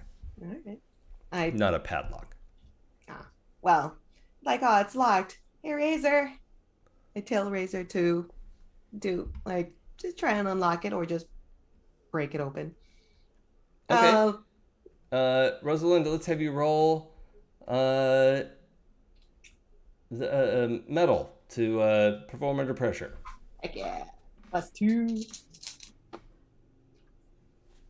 I'm so glad. Oh, dang. Okay, that's a 1 and a 3, so that's a 4 plus a 2. That's a 5. Oh, you know what? Actually, I misspoke. This is not a situation that's under pressure or complicated. Okay. You absolutely don't need to roll for this. Okay, good. Thank goodness. Yeah, no, this is... Yeah. So yeah, you and Razor kind of fiddle around with this thing for a little bit, and eventually Razor changes the shape of her paw and just chink, just jams it right into the keyhole and turns it, and then looks up at you I did it. Good job. Excellent. And yeah, then they're pull their paw out and ta-da, and they want snacks. I give them a piece of metal for her to snack on, and I open up the drawer. An 100-year aged paperclip. It's quite the treat. Yeah. Hey, we're all getting some nice treats off of this. Razor's going to have the most sophisticated palate of any mouse in existence. Indeed. And yeah, so she just dives into that middle drawer, and she's backs up into the darkness of the drawer with this paperclip. Right. And in the locked drawer, there are some papers in quite a bit better condition, but they do look very dry and brittle, right? It's not the crumbled mess of the stuff that was out, but there's a folio of things with the string tied around it, and it looks like some photographs under the stack of papers, but I'll give you this for free, Rosalinda. It looks risky to even touch it. And I think Rosalinda is maybe even aware that sometimes she wrecks things. And this is like a museum emergency. So, what do you do, Rosalinda? I stare at it. It's like, that's not metal. That's definitely not metal. Mm-mm. Is Trey back? Hey, Lee, is Trey back? I think there's something for her here. Yeah. Unless you want to see. It's got old stuff. You like old stuff, right? Yes, I like old stuff. There's some stuff you should totally see here. Rosalinda, what's your tangle with Lee? I got a couple of cool things. I got 2 tangles with him. I'm fascinated by his charismatic way. That's loosening, actually. Yeah, I'd say probably. And you rely on Lee to be your elemental whisperer, clarifying for you when you're not making sense. Okay, and Lee, what's your tangle with Rosalinda? I accidentally injured Rosalinda. Yeah. Does she know it was your fault? No. Okay. We're going to keep it that way. It was just that time that she got hurt. Yeah, that one time during the fight at the mausoleum. Right. Okay. So, yeah, Lee, when she draws your attention, you realize, like, oh, yes, okay, these papers have been, whatever this locked drawer, it certainly wasn't airtight, but it did keep the worst of the humidity and the mold and everything out of it. But now that the door has been, so it turned out not to be a drawer. It's when you unlock it, it like swings open. And there's like 2 little shelves in there. Only one of the shelves has anything on it, but there's this stack of media there that looks incredibly delicate. Would I be able to use Bend Fate to heal 1 harm to the paper to make it a bit more sturdy? If you wouldn't mind flavoring it as unolding it. Yeah, I'm fine with unolding. Okay. Decreasing the age, sucking the death out of it. Yeah, because you've already been dabbling with time a little bit. So yeah. Let's unold it. Okay, but in that case, hold on, I'm trying to look at where's that tab? Okay, are these moves up to date on the spreadsheet? They should be. The last one I just added was regrowth. Yeah, okay, I can see that. Actually, I'm gonna need you to cast regrowth on it. Oh, yeah, I can cast regrowth on it. That's what we're doing. Is that metal or weird? That's weird. Okay. I'm almost positive. I'm checking. Yep, weird. Okay. All right, that's a 7 on the dice, but I have 3 in weird. Okay. So yeah, you watch the clock turn back on this stack of pages, and it is not entirely, 100 years ago, but it's certainly, you see some of the crinkles flatten out, and you see, moisture evaporate, and the yellowing goes back to the original, more white papery color. And you also see these like black and white glossy 8x10 photos underneath all this paper. You see them kind of like flatten out a little bit. They were curling up at the edges, and they unstick from the papers on top of them, and you can just hear all this like crinkling, crackling, and right at that moment is when Trey and Maggie step back through. But when Maggie steps through, she kind of like vanishes for a moment.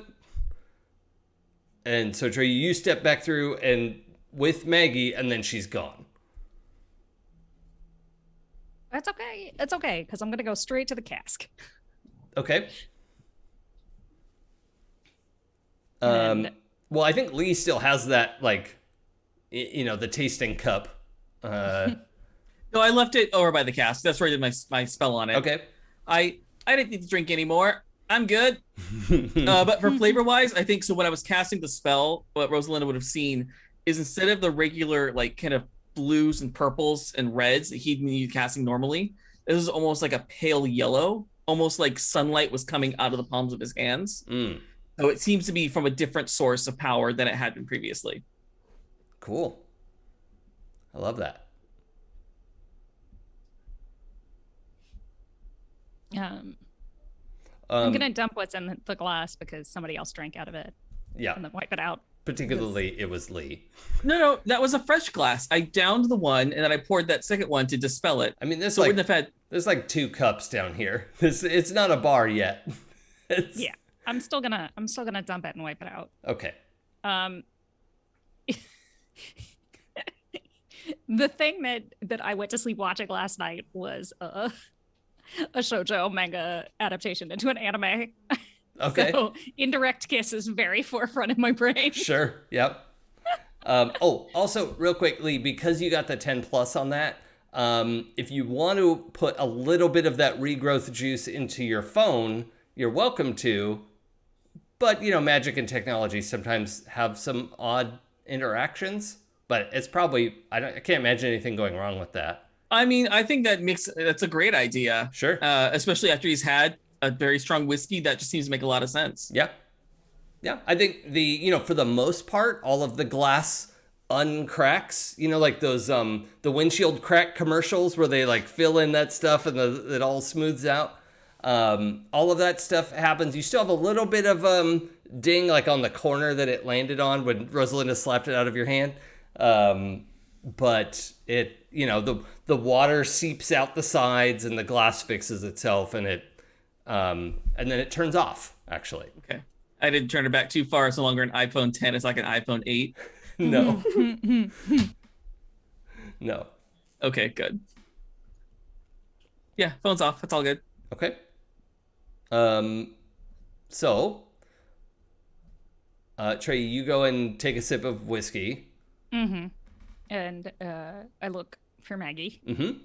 Yeah, you can see she's like follows you over there, and then goes back to Stella and is kind of like trying to touch Stella's shoulder, but nothing's happening.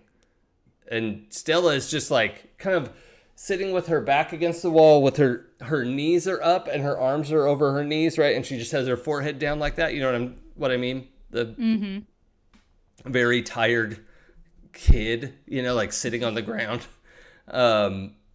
And so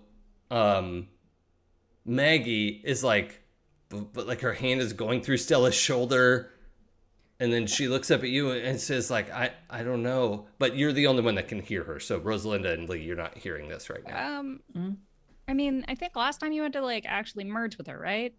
I guess. I mean, she kind of made it happen, I think. Oh. Well, thankfully we have this wonderful beverage. Okay. Somebody else is driving me home. Oh yeah, I mean, be careful. That's really strong. Mm-hmm. Feel it.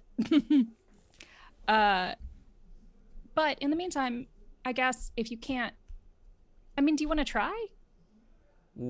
What? Sitting in her. I think it's gonna need someone's attention.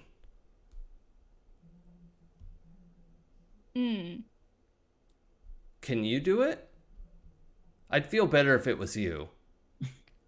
I'm sure you would. Yes. Okay, I'll try. And by the way, when she says that, she like glances over her shoulder at Lee. Like,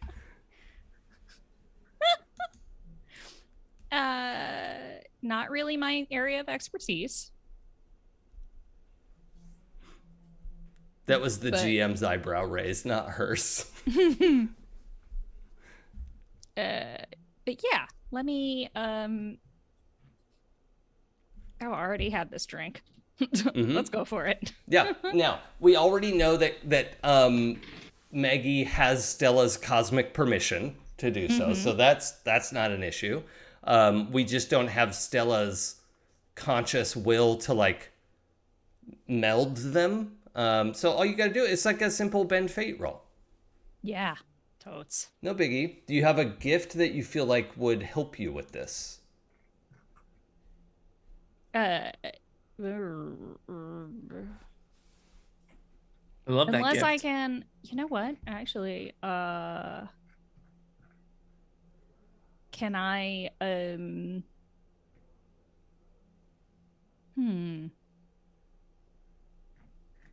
Actually, don't you have like a symbol of command or something? I don't have sigil of command. Oh, okay. Yet. You know what? I'm going to I think there's a version of Pantheon royalty that could be wielded for this. yeah, I think that's what I'm gonna do. It's like I'm gonna try to tap into that part, like that lesson that Sensei gave me on pushing spirits to where they need to go. Mm-hmm. Yep. Because eventually I'm going to have to like, sort people, and oftentimes books don't know where they need to go either. You deal with the dead. Yeah. I like that. Okay. So let's roll bend fate with your weird.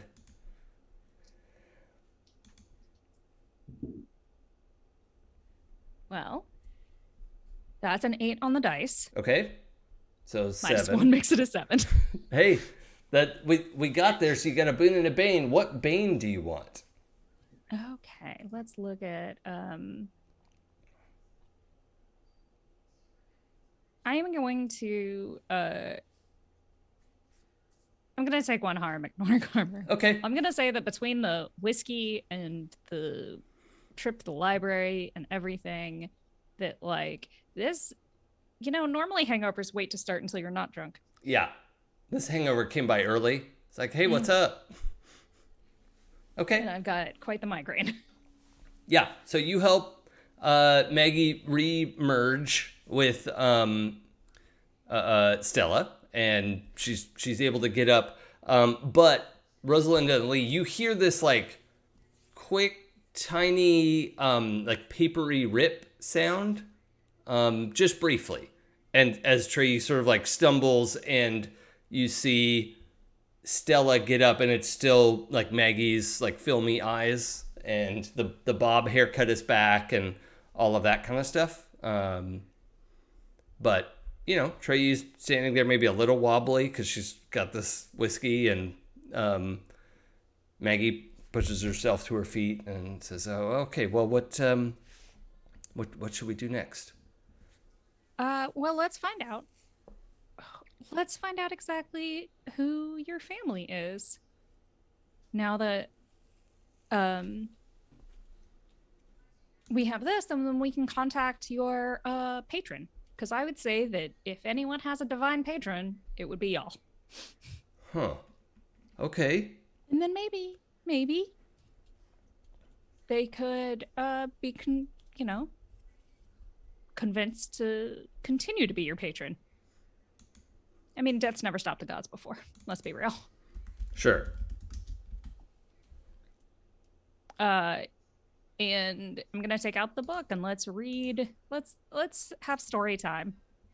I'm gonna like call Rosalinda and Lee over, and it's like, well, yeah. Hey, so when you get there, Lee, is there anything you want to like? Yeah, I'd love to flip through those pages and see what's there, and yeah. So importantly, do a bit of research. Trey, when you come back, Lee has all these papers out on the newly cleaned desk, which is dusted and unrusted at this point. So, whatever that's worth. It's worth a lot. It's beautiful. And it's great because I'm going to lean on this desk for some support. Because, wow. When did everything get quite so bright? It feels brighter in here. The only light is coming from our phones. And by our phones, I mean Rosalinda's phone. Are you okay? You don't look great. I'll be fine. Okay. If you're gonna puke away from the desk. You don't throw up on any of this stuff. I go back to the paper. I would never puke on paper. Also, like, I'm afraid the act of vomiting would split my head open. Literally. And Maggie just gives you the biggest worried look, like, oh my gosh, are you okay? I'll be fine. I'll be fine. Twitter-pated. I mean, that could be fun too. Last time that happened to someone in my pantheon, they gave birth to somebody. So splitting headache. Yep. Great. So if everyone wants to, hey, what did you find? I don't know. What did I find, Jason? Well, you have some papers that are coded, but for Lee, your divine intellect, like, it's not a challenge to realize, like, this is a coded ledger of, who she's done business with and sales up through, let's see, what were the years for Prohibition? Like, in the first year of it was like 3 years, right? Not very long. Anyway. 1920 to 1933. Oh, 13 years. Okay. So, yeah, like in 1922 to 1925, let's say, she had been doing business and was actually, like, when you do the conversions in your mind, you're like, well, wow, she was making a lot of money.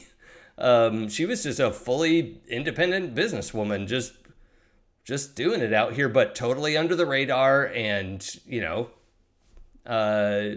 not doing anything ostentatious with it, and just like socking away all this money and just taking care of business. But then as you flip through some of this paperwork, that there's also some notes that without much effort you can tell they're like copied from somewhere else.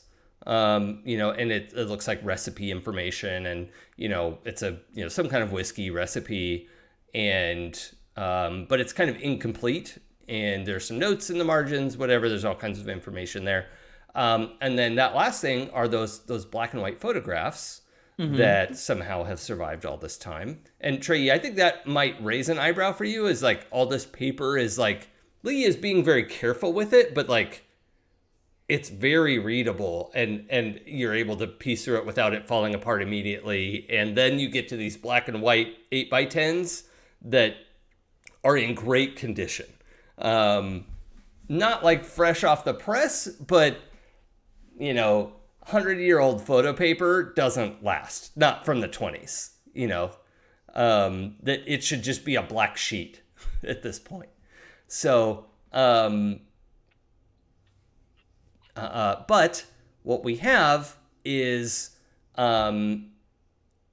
somebody you don't recognize. It looks like the most stereotypical image of a mobster, shaking hands with somebody who they're in a position where their like jacket is pulled back and you can see the badge on their belt, and this mafia guy is making some kind of deal with somebody from law enforcement. It doesn't look like a police officer badge, but you'd have to do a little bit of research into that. But that's what you all see.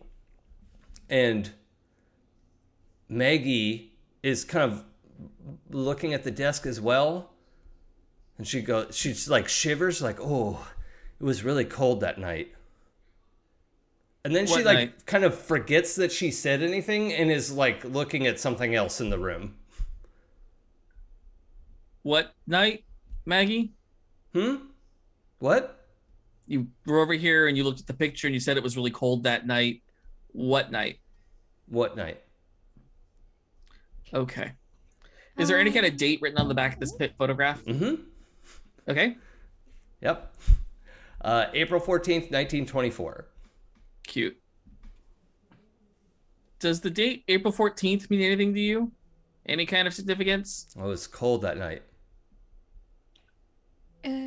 Who are these people? Do you recognize them? Doesn't look like anyone to me.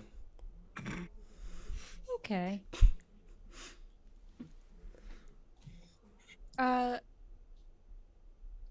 Why don't we table this, and then maybe if we can figure out who your patron is, they can help restore your memory as well. Yeah. Maybe. I mean, I'm sure they would want to know what happened to you and make sure that the people who, if they're not dead, are punished appropriately. So Tree, you're looking over the photographs as well, right? Mm-hmm. And so is it safe to say you and Lee are both like near the desk looking at these photos? Mm-hmm. Okay. So Tree, when you get close and you and Lee are looking at the photos, Rosalinda's looking as well, but you can feel this like energy between the two of you, Tree and Lee. And at first you're like, oh, what is, like there's like, it's like when you're trying to push two magnets close to each other that don't want to be. But as you do, you kind of did it without realizing. And then you see the like figures in the picture like move a little bit and you're like, what? And you step back and it's back to the photo that was there originally. And Lee and Trey both saw that effect. Rosalinda, you caught something out of the corner of your eye, but you're not 100% sure that it could have been a flicker of all these, phone lights and whatnot. Did you just No, I spell didn't. On it? I didn't. Well, I mean, I put a spell on it to restore it, but I didn't do anything to make that shit move. Okay. Did you do something? Is this a book thing? No, I mean, pictures aren't normally, there are picture books, but regular photographs really aren't in my purview normally. Well, I figure pictures might be part of your pantheon. Isn't pictures part of media? Movies. I mean, oh. Oh no. Oh, that explains movies? a lot. Well, I mean, movies is short for moving pictures. Mm-hmm. And yeah, this mob family was very much tied into movie theaters in Los Angeles, which, I mean, is no small feat or coincidence. And also, apparently, Simon was here.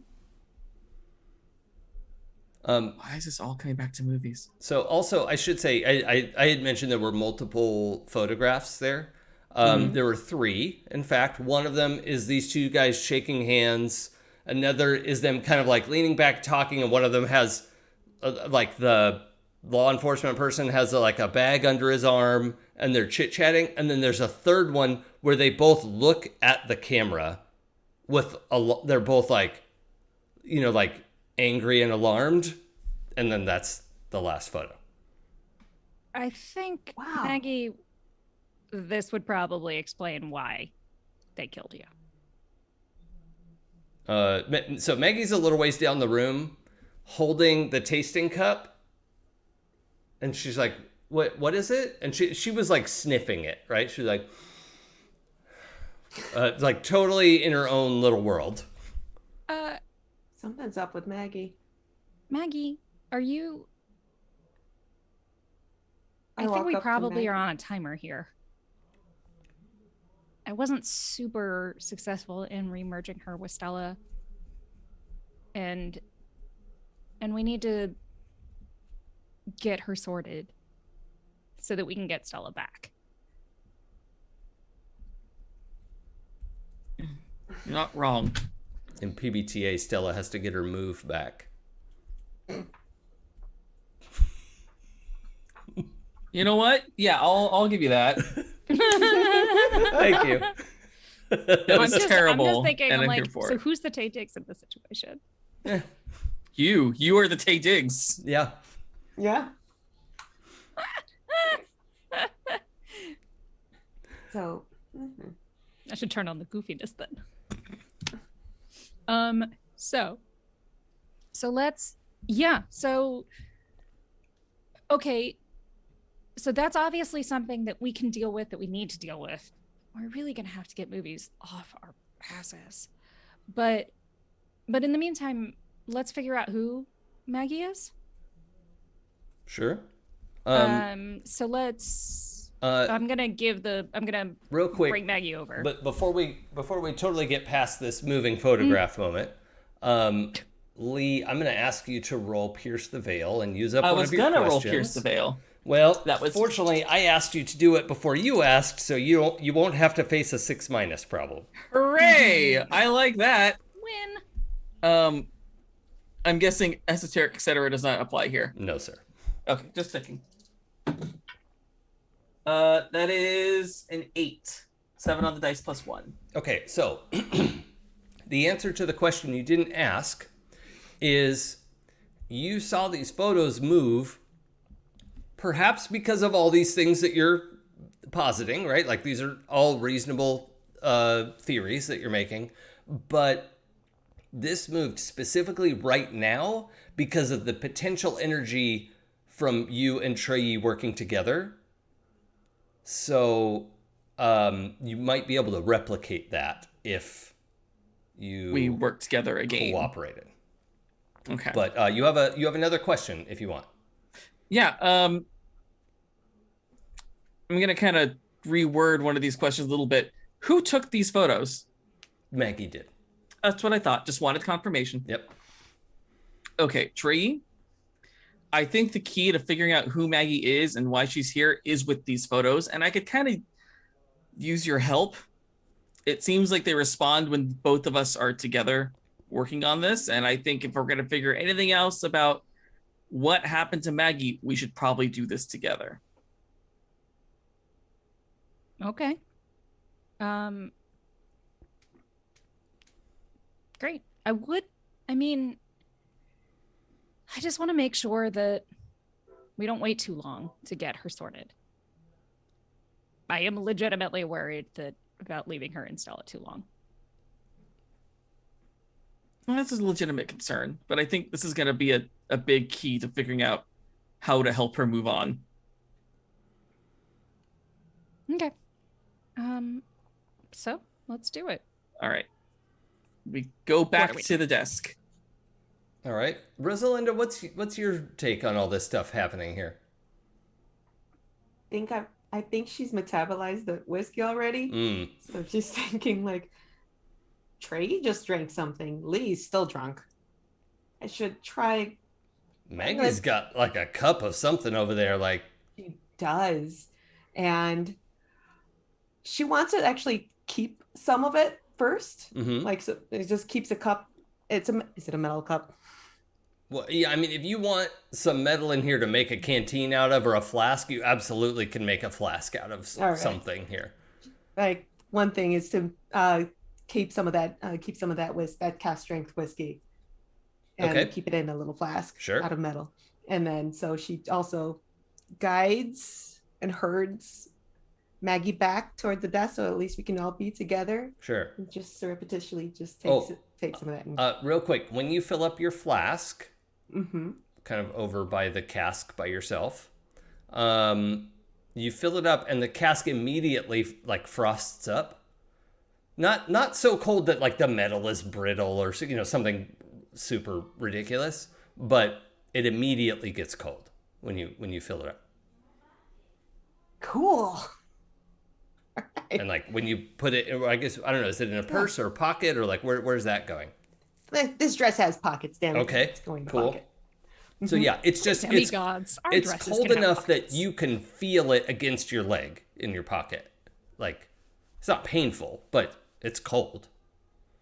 Nice. Did I do that? I'm not going to pierce the veil on that. But I would like to herd Maggie back.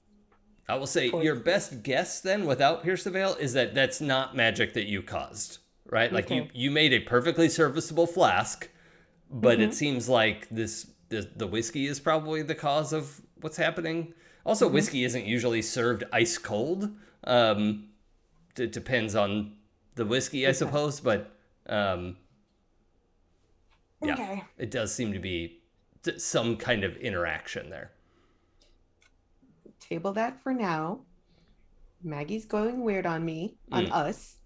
And well, I mean, Maggie will kind of like follow you over to the cask if you don't like shoo her away. She's just kind of like hanging out with you at this point, but she does seem a little spacier than before they went to the library.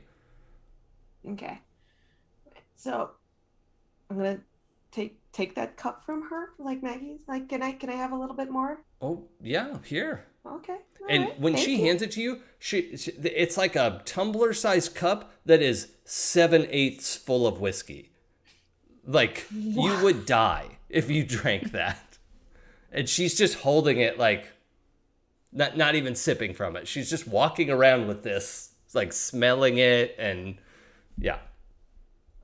Okay, now that's weird enough. I would like to pierce the veil on that too. On Please. what Just exactly? on Maggie's actions. Okay. Why she's holding that. Okay. Everything. That's coming through to me. Judgment. There goes a die. Off the desk. That's a 6 and a 3, plus my judgment of I forgot 0. So that's a 9. Okay. right. What 2 questions do you want to ask? What is happening to Maggie right now? So Maggie is analyzing, not in a conscious way, but it is kind of like not analyzing, synchronizing with the whiskey. This is the best word I can use to describe that, and that it's okay if that's confusing. Like, it doesn't make sense. What is the greatest danger for Maggie? Maggie is currently dissipating, like slowly dissipating. And that's not good, right? Like, she shouldn't do, like, she either needs to be released to an afterlife or reconstituted or something. But if she just dissipates, then she literally becomes nothing, and that's kind of a nightmare, right? Like, that's not what should happen to anybody. Okay. So I'm taking it from, I took the little that tumbler, that huge tumbler. Yeah, she hands it over to you. Yeah. All right. So what do you see in this, Maggie? This wonderful liquid of yours. She whispers to you, because the two of you are kind of standing away from the desk a little bit. She whispers to you, death and revenge.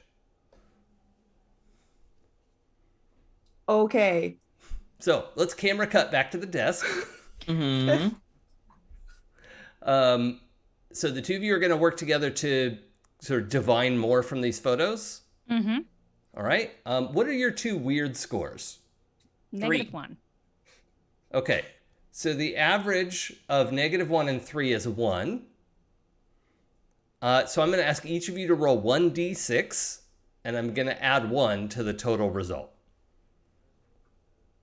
And I'm just dying for Lee to roll lower than Trey. If the universe cares about me at all, this is what I want to happen. Got a 4. I got a 5. Yes. It's my birthday. And it's not even my birthday. Okay. This is good because the photograph is also paper and media, right? But the two of you focus your energies, and you very quickly realize you have this ability to kind of like, each photo has like a few minutes of scrub, right? Like, you can scrub forward and back like a video. And as you're working on that, Lee, you're like pushing too hard into the energy, right? Like, you're doing a Lee. Shocked. Because you're like, oh, I know what'll fix this. More power. And That's an overachiever? Yeah. Trey, now fortunately, that's 9 plus 1 is 10, right? So you two achieved the 10 plus result, but it's mainly because Trey, like, you're able to like attenuate what Lee is doing. You're like, whoa. Like, but still working together, without like completely cutting him out of the process. You're able to like pump the brake a little bit and like, okay, look, it's happening. Stop pushing. Just let it play. It's like, Oh, If I keep refreshing it, the buffering will happen faster. Yeah. You're just resetting it. You're resetting it over and over again. What if we, and then, tell you what if we split it 3 ways? 1 into each photo. We'll arrange them like they're scenes or chapters. Yeah, that's fine. Sure. Great. Okay. And Lee, your ultimate contribution is this like flickering projected screen on the wall as your light powers are more manifesting. And this like collection of silent movies flickers to life. And the two of you, and Rosalind, you could kind of see this from down the way after Maggie just said this very strange and disturbing thing to you. You see these, flickering black and white movies come to life. And they show an image of these cars pulling up at an overlook that you could see is, like the sun just went down and you could see the Hollywood sign and some of the lights of Hollywood. And it's very quaint looking compared to what that overlook would show now, right? But the two men get out of their cars and there's some back and forth and they agree. And the mafia guy hands this law enforcement a bag. Law enforcement opens it and is like obviously counting something, right? And then, rolls it up, but doesn't just leave. They're sort of like talking and laughing and you don't really know what they're talking about. You could kind of read their lips a little bit of like, we're going to show these idiots or whatever. It's like that kind of conversation of like, they're all chumps and that kind of conversation. But then you see in the final chapter, they turn and face the camera and point and run. But then the point of view of the camera drops into a car seat and the car races away. Like the car like takes off and you have a few moments of being able to see like out the windshield of movement. And then the video cuts off and it's not because like this isn't when she was killed. But it's probably why she was killed.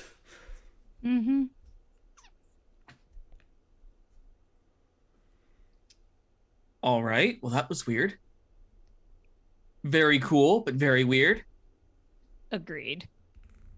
Well, that does explain a lot about what happened. So yeah, definitely unnerving.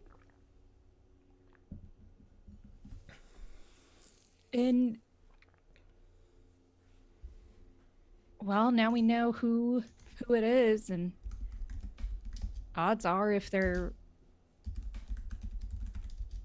this family had Demis in it, or media was their or movies was their patron,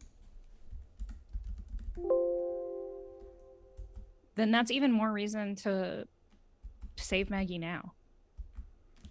Yeah. Hey, Maggie, what's the plan here? She kind of looks back from talking to Rosalinda, and it just looks like kind of wobbly and drifty. Eyebrows up, like that, like doesn't even say like I don't know. Okay, I'm gonna go and like grab her hand because this is freaking me out. Like grab her hand and open the book. Okay. And like put her hand like inside the book as we read it, like ground her somehow. Sure. Yeah, and she does. She like her attention snaps around when you grab her, and she kind of, as you take her back to the desk, she's like, I'm sorry, I forgot what we were talking about, to Rosalinda, and then just follows you back to the desk, and you're looking at the book together. What do you want to do? So I know that there's this. This is your family's cookbook. This is your family's history. Because how did you get our cookbook? It was in the library, remember? Oh, yeah. Yeah, I remember. Maggie, just hold on, please. Just focus. Hold on. As we're gonna fix it. We're gonna make it better. We're gonna fix it. We need to. Okay. We need to try. I think I could use a drink. I give her. I take the flask and screw it. Like, here. You just hand her the flask? Yeah, here. Drink this. Small sip. Small sip. Okay. I don't think any of you know what Rosalinda put in the flask, right? No. No, I'm a little surprised that Rosalinda carries a flask. Sure. Well, she didn't until 10 minutes ago, but... okay. Yeah. She takes a little bit and then takes quite a bit more. Oh, God. And hands it back. Was like, well, yeah, okay, I needed that. And then some other shit starts happening. Like her eyes start shining, like not entirely unlike headlights, like you could see because it's dusty in here. So you get that like double cone of light. And she like coughs light, this like white cloudy light, which doesn't make any sense for how light works, but and puts a hand on the desk and then blinks and the like headlight thing goes away, and she looks at Trey like, okay, the cookbook, right? What did we need? Well, we both drunk the magic whiskey. Let's see what it says about your family. Let's see where you are. Let's see who you are. Okay. And then we can get you where you need to go. Okay. And yeah, the two of you focus in on that. And did she finish my flask? What's that? Did she drink all my whiskey? Well, she's still holding it. I don't think she drank all of it. Okay. I'm super worried about Stella's body. I was about to say the same thing. Mm-hmm. Well, anyway, the thing I think that comes up pretty quickly in your research, and we have to roll credits pretty soon, unfortunately, but I want to do this final reveal before we go to credits.